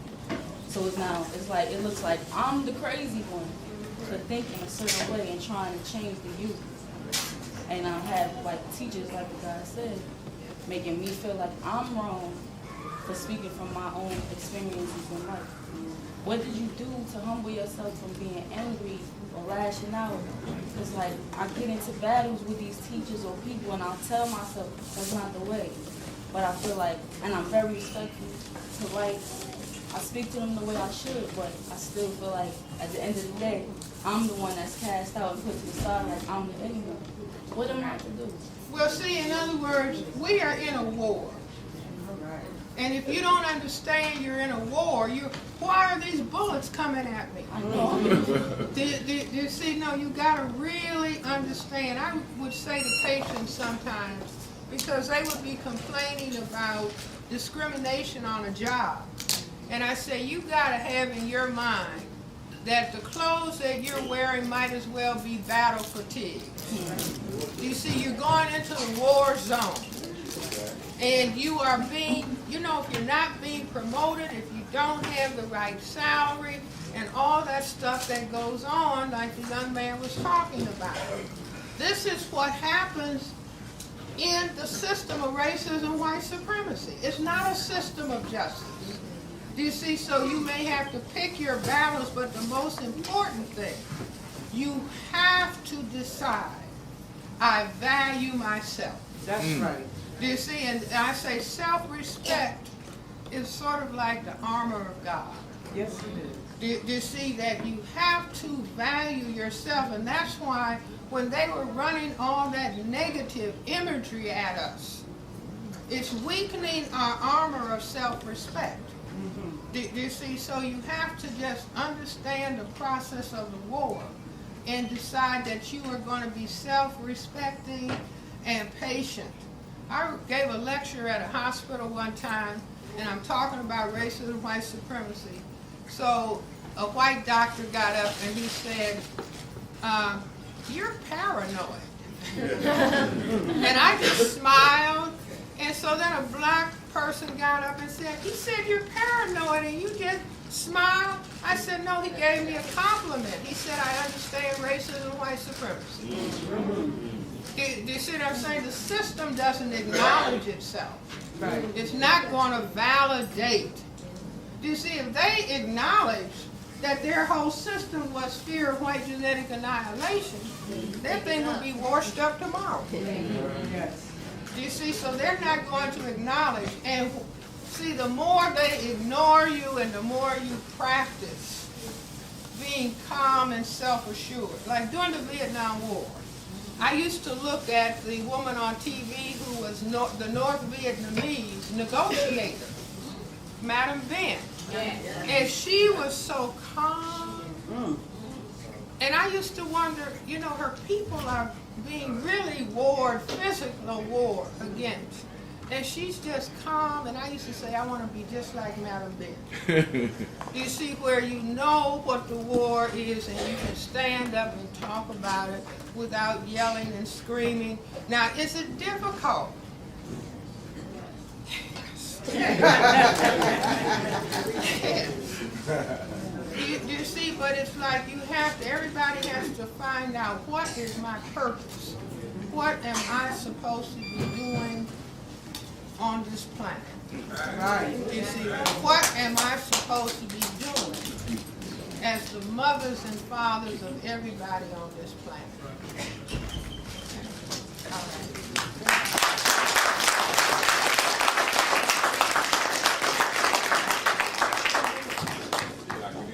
Good evening. My question is this: if the story of Remulus and Romulus is true, and they are children, is it also true that they have less active strands of DNA than we do? So what I understand, they have only 6 and we have 9. Well, see, let's not just focus on what they don't have. Right. Because whatever they don't have, they're standing on us. Do you see what I'm saying? And so what you want to look at is, what are they doing? What are they doing to us? Now, what is our counter strategy? Right. You see, because the things, just like saying you are genetically inferior in terms of intelligence. You see, or you're a minority when they're the minority. Right. You see, so all that stuff, what we have to understand is, what is it that they're doing and why are they doing it? They're doing it to genetically survive. But if we say, you know, it's like, I'll say white people are smarter than we are. Now that usually doesn't go down well with black people. You see, but what are you saying? I mean, that's like whatever football team is your favorite team, and if they lost. Do you see what I'm saying? You say, they lost. They lost. See, the fact that somebody is smart, people who are standing on you are smarter than you are. At that moment in time, because you haven't figured out how to get them off. So if we just went around saying, you white people are really smart. You don't have to say smart MFs. You say, you all are smart. You all are smart. You all are, see, follow. You are a tiny minority on the planet, and you're controlling the whole planet. Now you make them want to go home. You see what I say? You're smart. We haven't figured out how to checkmate you yet. Yes. But we're thinking about it. As a matter of fact, we are putting partying on the side. Like a young man who's in law school in Florida called me up. And he said, Dr. Welsing, the black students are failing their courses, but they're doing the step in law school, stepping.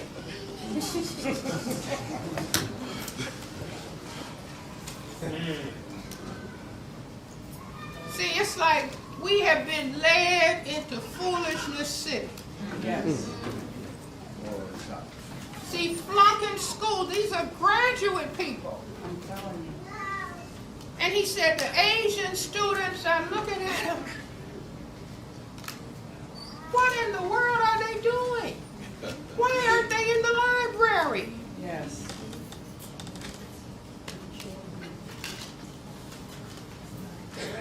See, so it's a whole lot of things we got to examine that were okay when we were not thinking about victimization.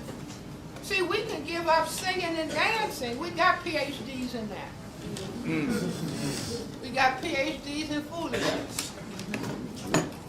Do you see what I'm saying? Now, what we don't have PhDs in is getting people off of our backs. Yes. Right.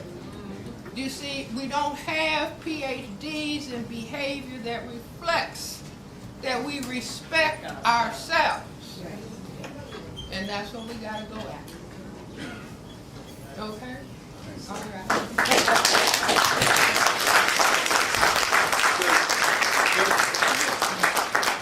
Loud now. Hi. I don't think I have a question. I think I just have to compliment you. A sister of mine told me that you were in town, and your ear should be ringing, because I mention your name all the time. I have followed you since the days of First World. Okay. And from then until now, everything that you have said has come to pass. It's unfortunate, but it has. I heard a tape of yours a while back, and I remember you stating that what is going on with us could have started even biblically. And I am in theology school right now, and it has, and even before that. Right now, I live in Brooklyn. I'll just say this to everybody, and I live in Flatbush. And it seems as though, to me, it's like a genie has just come out of a bottle, and all the negativity that we have learned for whatever thousands of years is just, just coming forth. And I guess my question to you, in one way, is why. That's the first question. The second thing is that, like you said before, we get into the intellect.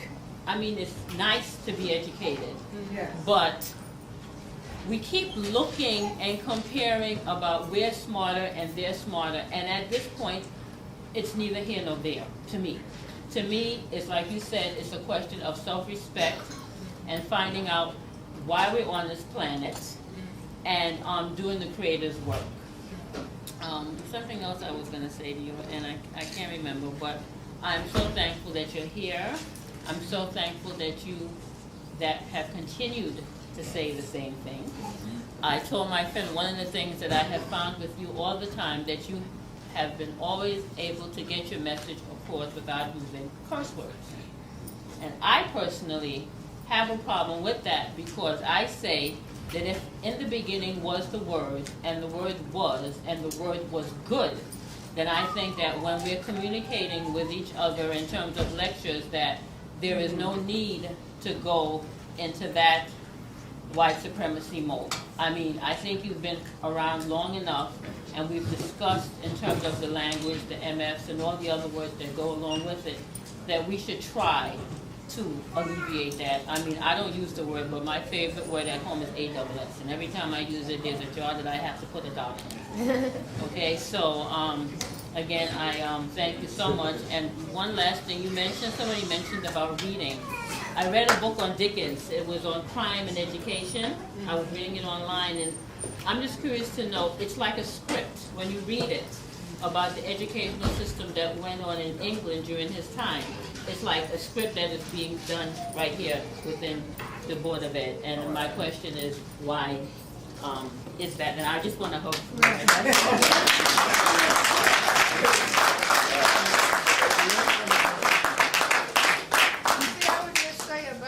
Possibly about the education system in Dickens' time. Do you see where they had classes, and they were, economic classes of people, and interested in holding certain people locked in their lower class, so they don't get an education.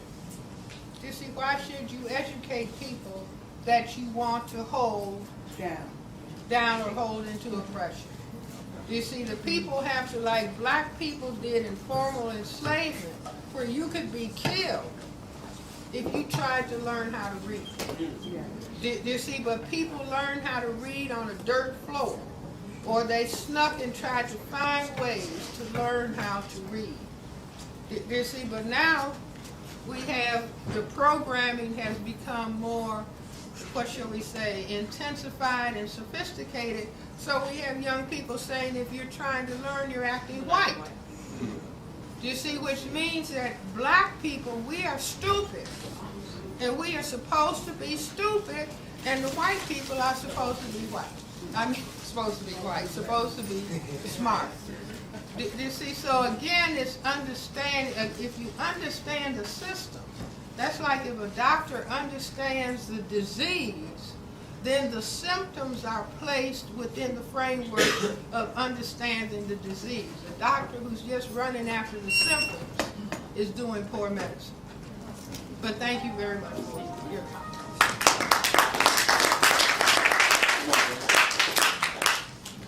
Okay. And welcome. I thank you for being you. Okay.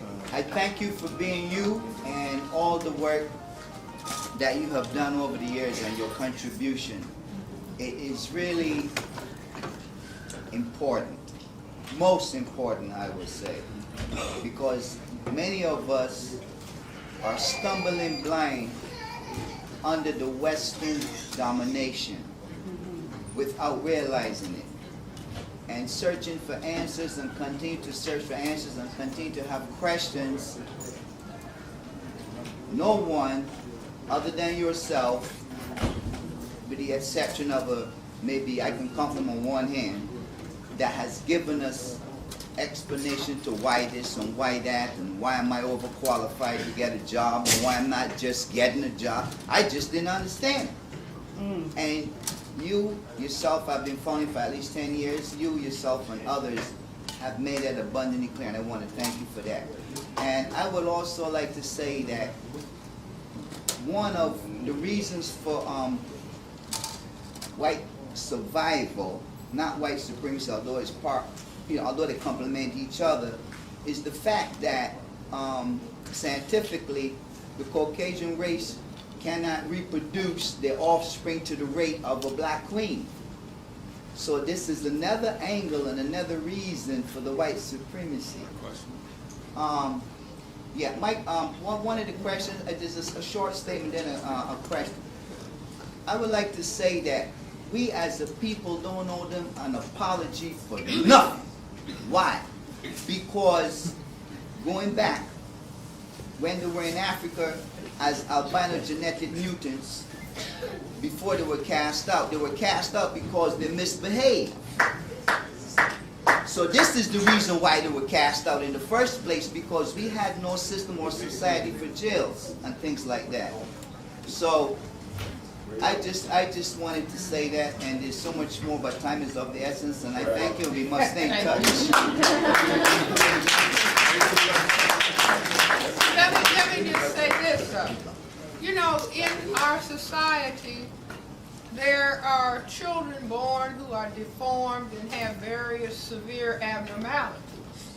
And right here, we push them away, put them in institutions.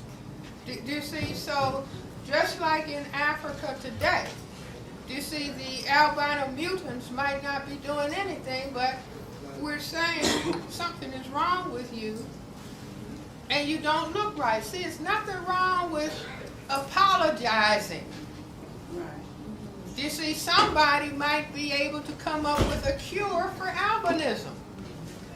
Any black person in this room could have an albino mutant offspring.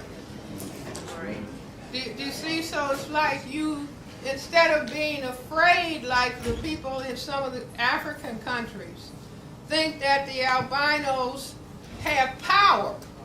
Now, of course, being under white supremacy, they do have. Do you see what I'm saying? They have power. You got white people running over to rescue them and everything. And so white represents power in a system of white supremacy. So it's nothing. I tell parents, you know, sometimes parents do things to hurt children. Yes. And adult might come to the psychiatrist's office, and I say, you know, they're talking about the abuse and the kinds of things that the parent said. And I said, will your parent come in? Will your parent come in? Not so the doctor can throw a vase at them, but to say, this hurt your child. Could you apologize as the parent? Do you see, can you say, I am your parent. I brought you in the world. You didn't have a say about it. And so if I have hurt you in any way, I'm going to apologize to you. Or I'm going to sit silently and listen to you. Tell me how I've hurt you. Because I'm your parent. I brought you in this world. And my shoulders are broad enough to hear your criticism. Do you see? And that helps the person begin to heal, because it's wounding. Do you see? I mean, that's just, you know, humility, and ain't nothing wrong with being able to say, I'm sorry, I made a mistake. You see, we could say, if we knew you were going to raise all this hell.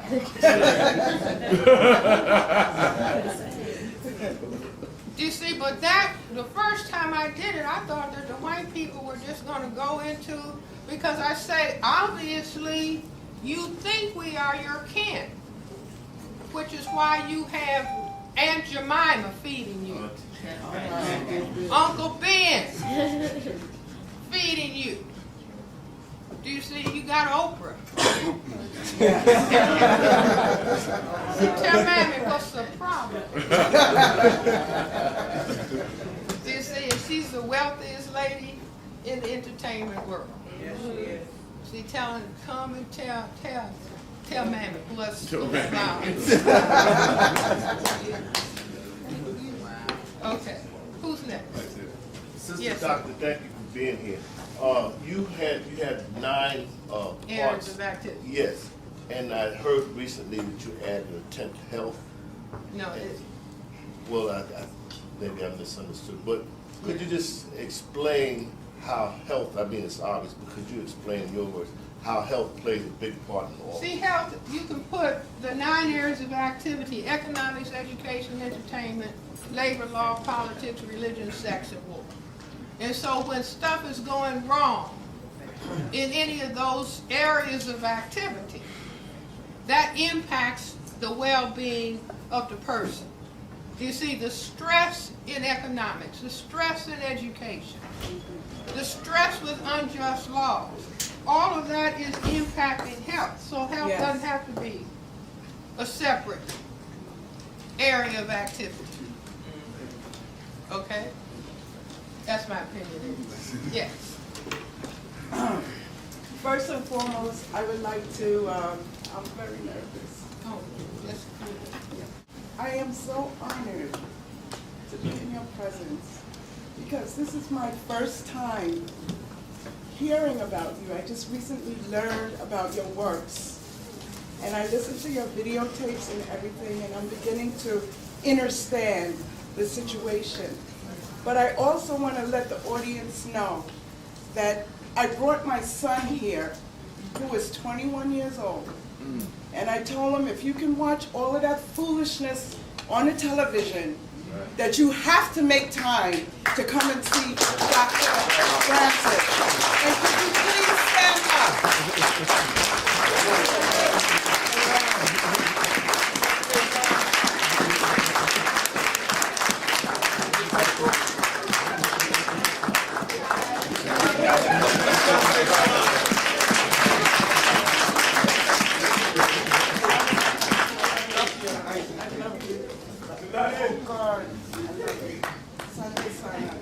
But let me say this. You know, somebody might say, well, how are you able to do what you do? And you know what is in my mind? I say because I had the parents that I had. See, because I had the grandparents that I had. My paternal grandfather was a physician in Chicago. He died in 1909. And my father, who's now deceased, but at some point, much later, he gave me some written material that his father had written about. And my grandfather had written, how dare anyone think that they're superior because of the color of their skin. Thank you. Do you see, now I never knew him. And I ended up writing about racism and color. When I wrote the Cress Theory, I was sitting down talking to my father, sitting at the dining room table. And my father said, okay, I read the Cress Theory. Now you have to find out what's in the melon. And I never would have thought that, you see, without my father guiding me in that direction. So it's like I am extremely grateful that I had the parents that I had, parents who were political. You see, parents who would drag us to hear Paul Robeson, who would drag us to hear W.E.B. Du Bois. Do you see, we might be saying, See, my parents didn't say, did you want to go? No, you are going to go and hear this. You see, you are going to take these courses in school because you need that in order to do thus and so. So I'm just extremely grateful for the parents. I mean, you know, you don't have anything to do with selecting them. But I'm glad that I had the parents who were political people, politically thinking people, left-wing thinking people. Like Richard Wright wrote some black boy in my godmother's house in Chicago. Do you see? So these are people who, because of the way they were thinking, they guided us to, you know, feel that we have a right. One time the FBI, CIA was investigating me because I wrote a letter to the president when they killed the children in Birmingham. And so my mother called up and said, you know, the government people have been here questioning us. And I said, you know, questioning my parents about my activity. And so I asked my mother, what did she say? And my mother said, she said, I told them that we raised you to protest. That's right. So what more can you ask?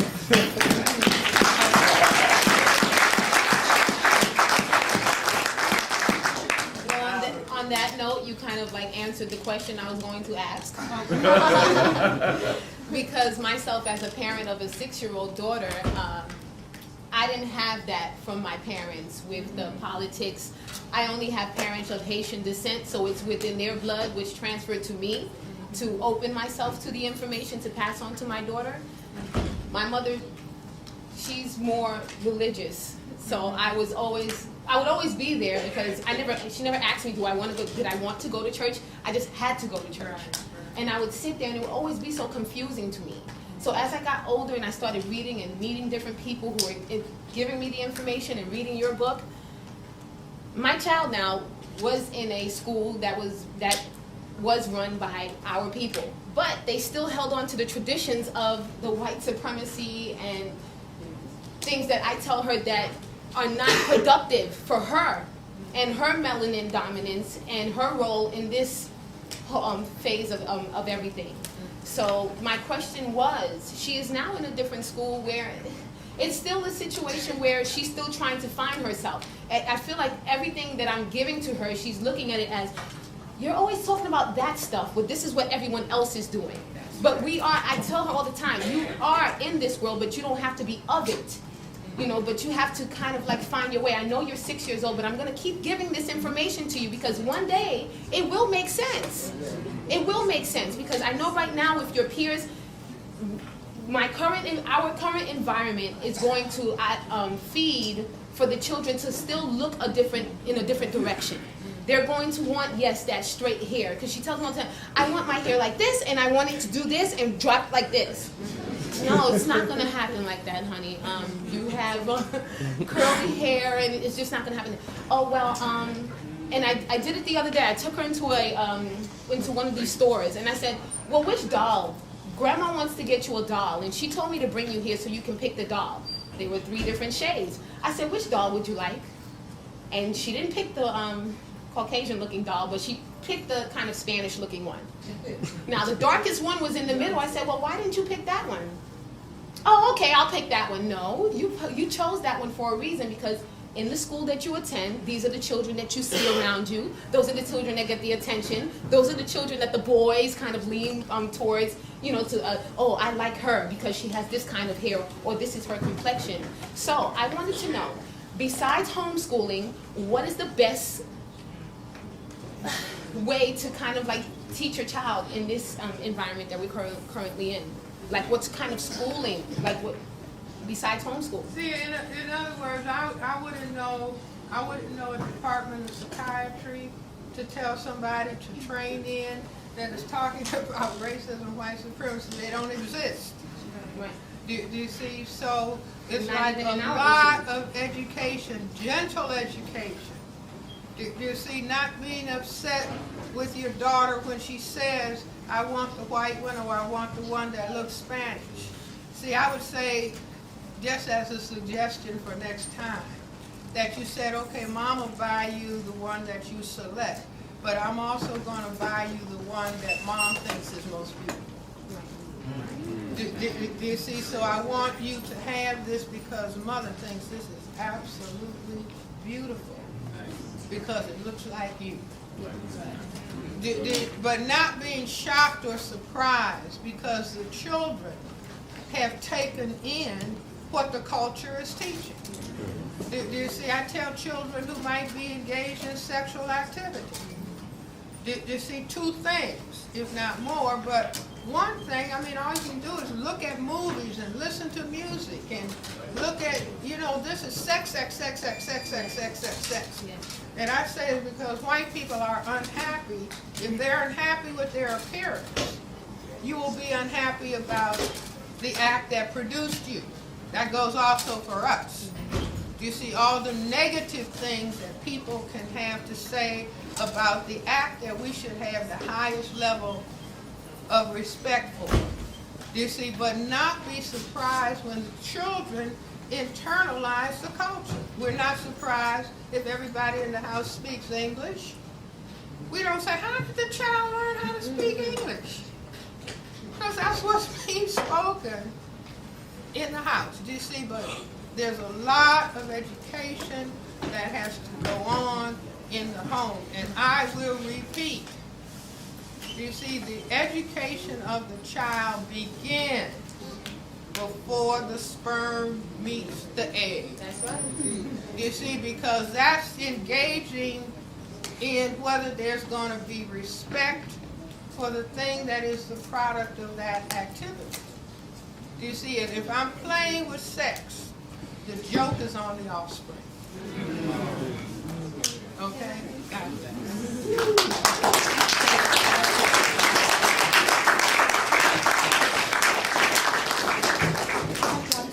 My name is Reverend Andrea Okay, Payne. real loud now, real loud. Okay, I tend to be told to shut up, so this is great. My name is Reverend Andrea Payne, and I was introduced to the ISIS papers in 2006. And this is what my first thing was, oh my God, now I understand why white people hate us so much. Because I couldn't figure it out. Okay. So you gave me an answer that it was unsettling, but at least I had some kind of answer. So thank you, and thank you, Neely, also. Okay. My second thing was, this woman has courage to write this, you know, to stand up and speak and share this information. So I have a couple comments. One, also I want to thank you for having your courage, and I want to thank these brothers for holding this space and creating this space. One thing that you said that I wanted you to comment on, you said white people they're smart. And I've always said they're brilliant. But on the other hand, the other night I was on the train to do a spiritual service, and I said to myself, if I had the courage, I would write a book and call it The Predator Race. Because that race of people is willing to destroy everything, including the planet. Everybody. I mean, I don't think that there's any group of people that I've read about who was more willing to kill everybody and everything in sight. And I think that that's part of the problem that we're facing. I do think that we are now killing each other, but not at the level of, like, the Arabs now are beginning to understand what we've been dealing with. And so are the, you know, the people in Honduras, you know, so okay, that's the question. That what do we do when you talk about the fear, when you're dealing with the race of people who was willing to destroy everything, including the planet? And the other thing is, I was surprised to find out that whites wanted to have you lecture to them, speak to them. What is that all about? No, it's like the places where I have encountered white people is when I've been invited by black people. See, it might be the Black Student Union or something like that. Do you see what I'm saying? So that's where that is. I'm losing your... But I was asking you about, because you talked about the fear, which is something See, in other words... That's what I'm asking her. The question is... See, in other words, we're saying that if you're frightened and fearful, you see, ooh, that person, those people, they can hurt me, make me disappear. You see, and so yes, they are going to buy anything that they can cook up with their brain computers. It's just like people who feel inadequate will manifest that in greed. You see, I feel deficient, so I have to have all the oil, all the gold, all the minerals, all the land, all the people, all the because I'm feeling inadequate. Okay, so I have to look at the inadequacy, and maybe that will take away some of my fear?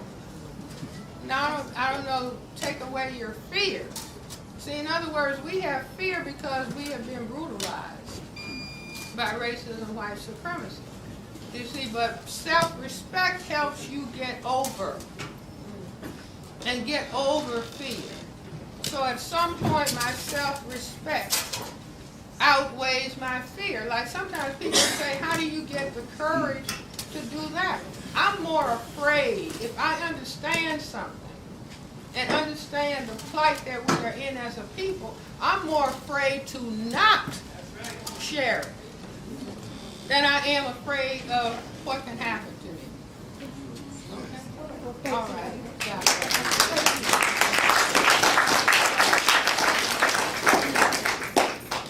Yes, I wanted to first start off with the compliment, rather, of self-respect that I learned from you, and then it's going to kind of segue into my question. I first read the ISIS papers, Keys to the Codes, back in 1996, and I think prior to reading that book, I was functionally illiterate. I had never picked up a book or read anything. I managed to graduate high school, but in hindsight, I'm not sure how. But when I read your book, not only did it give me self-respect, but it really encouraged me to want to grow as a person, to want to learn in order to be able to effectively make changes. Since that time, I'm at NYU now working on my second master's degree at NYU. My question is, at NYU, at the lower part of Manhattan, I mean, there's a real disconnect between African Americans. I mean, you can barely get a higher vibe from blacks on the campus. Where do you think we are in terms of self-hate, and what can we do as individuals to kind of offset that self-hate that we have amongst each other? You know, when I was in college at Antioch and Yellow Springs, Ohio, and I graduated in '57, and integration like I was the only black girl in my class, so integration at that point was one black girl, one black guy. So there might have been 6 or 8 black students on the campus. And nobody would speak, do you see, because everybody was afraid if I'm friendly with another black person, the white people don't like that, because they can deal with one at a time. do you see, but we have, I mean, you know, no, we've been damaged. Every time you turn on the TV, every time you go to the movies, every time you go to a play, every time you listen to music, most of it is damaging to us. It's not telling us we need to embrace one another. We need to love ourselves and embrace one another. So if you understand, I'm not taking personally the fact that they won't speak. I'll just keep trying, but I won't make a nuisance of myself. But I'm open. See, I'm not, I understand why I might have the weaknesses that I have, and I understand the weaknesses that they have, and keep pursuing those degrees.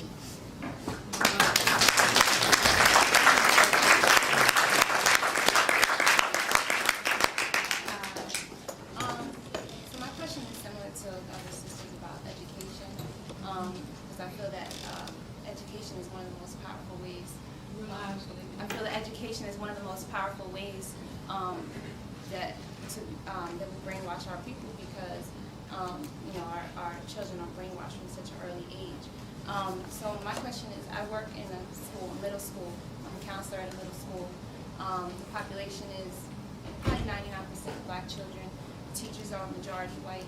I find myself feeling like I'm perpetuating the same system that I'm perpetuating the same system that I'm telling the children to question. So my question is, how do I feel like if I'm not there in the school, they won't have anybody to to teach them the truth. These are black children? Yes. Okay. I've tried educating the teachers. I've run a workshop to help the teachers understand the black experience. So my question is, how do I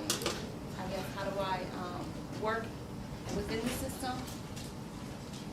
Well, in other words, the system is not necessarily going to be open to you teaching black children to have respect for themselves. You see, but if you have any leeway, like it just came to my mind as you were talking, Langston Hughes, I believe it was Langston Hughes' poem, Little Brown Baby, if not Paul on Dunbar, Little Brown Baby with Sparkling Eyes. Come to your daddy and sit on his knee. You see, so you are looking for, I'm going to be looking for things that I can read to these children. I'm going to be looking for pictures that I can put on the bulletin board that are positive images of children. I used to be clinical director of a school in a mental health clinic called Paul Robeson Center for Growth and Development. Now, why Paul Robeson? Because he excelled in sports. He was intellect. He was an actor. You see, so you can make bulletin boards and show children. And I believe in asking children, everybody, every child in school, the teacher ought to say, sweetheart, what do you want to do when you're all grown up? Do you see, what do you want to become? And emphasizing you can be anything that you want to be if you're willing to work hard.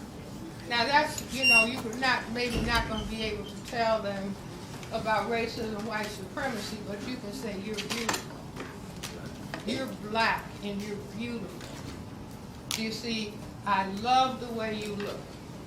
You see, as opposed to yanking on somebody. I mean, you can get on the bus or maybe the train and see what racism, white supremacy has done. Get over here, little nigger. You see, yanking and screaming at and pulling on children and calling them out of their names. As opposed to, sweetheart, let me embrace you. Let me help you learn. Do you understand what I'm saying? Or learn how to speak to them in a calm, caring voice so the child really begins to sense this person cares about me. Okay? All right.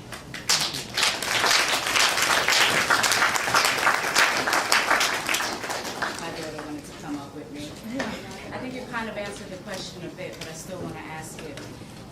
Educating our children at this point, about racist white supremacy and all of these things is almost a violent act now. It's perceived as a violent act.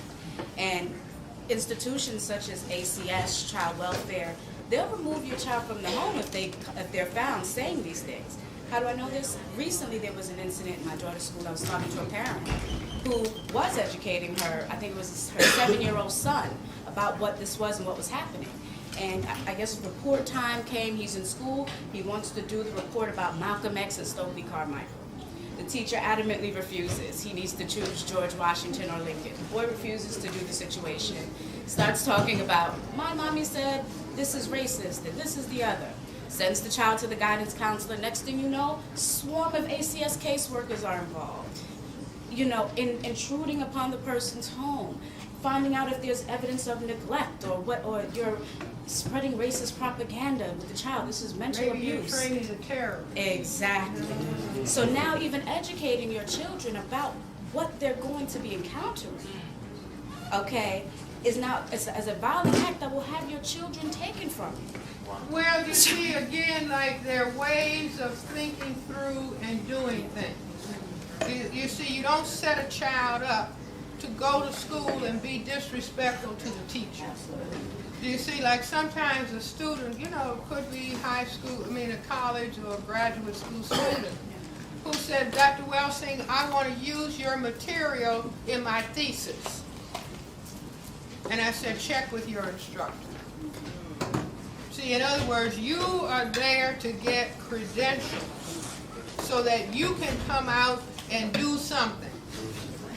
The system is, you know, it's like I was told I couldn't have promotion and tenure at Howard University College of Medicine. You see, because of that paper you wrote. What paper, Dean? The Crest, he didn't even know the name of it.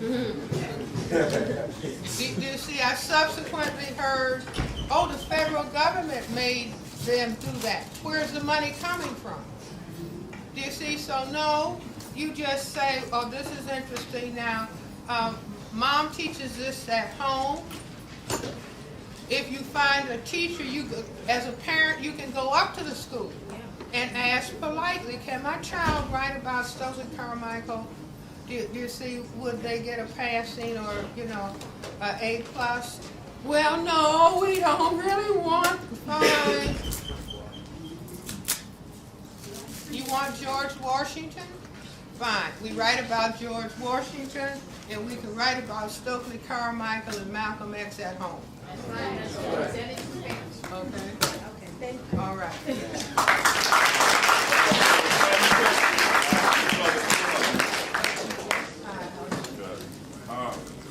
Being that there's a war going on the race war and stuff like that, a large population. You're loud. A large population we all know is in jail. A large population of men that we need, you know what I'm saying, to fight this war. So I think we should be like going more into getting that info in there, because the brothers in there, right, when they're in there at this point, you know, they're not, you know, you're more conscious. So I think we should be pushing hard to get to the brothers now, so when they come home, it'll be like, you know, it'll be hope for the kids before you know everything goes down drain. So I was wondering, like, is the you know, the activists and people like yourself and people like me, we're doing everything I think we could to like being in jail. Well, first of all, I'll share with you something that Neely Fuller says. Do everything that you can possibly do to stay out of greater confinement. You see, in other words, that's not set up to be anything that is positive. So that if somebody fails to master that lesson. See, in other words, it's like sometimes people think, oh, I'm going against the system using and selling drugs. You're not going against the system. The system puts that there for you. You're not going against the system having a gun. The system puts that there. They got a step-by-step. Take his father out of the home. Cause him to be depressed. Cause him to use crack, cocaine, heroin to deal with the depression. He doesn't know he's depressed and street treating depression. Okay, then he will break the law, and then I will have him in the concentration camp prison. They got it all set up. So nobody, you're not outsmarting him. You're outsmarting him when you say, I got to do everything to stay out of that. I got to do everything I can to get maximum education. You see, but if I happen to get in there, give me some books. A lot of places, they won't let you have books. Do you see, but what you can do is have some codified, well, this is an opportunity for me to practice. No cursing, no name calling.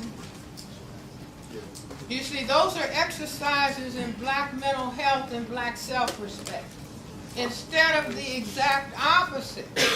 See, even if people just said, instead of all that, you know, they see those TV programs, Lock Up. You see, and all the yelling and screaming that goes on. People just practice, you know, we're going to be real quiet in here. We're going to be real quiet. It's not going to be any yelling and screaming. There's not going to be any name calling. There's not going to be any discourtesy and disrespect. People can get in small groups and say, you know, we got to practice mental health in spite of the fact that they want to harm our mental health. But if we engage in certain behavior practices, we will be improving our mental health in spite of what they're hoping is going to happen. You see, we have to do everything we possibly can to maintain gender identity. You see, we have to struggle to not have our gender transformed. See, which is the struggle for manhood. You see, it's all a part of strategically countering. You see, and if Michael Jordan can fly, don't tell me we can't do what we make up our minds to do. Okay. All right. Everybody.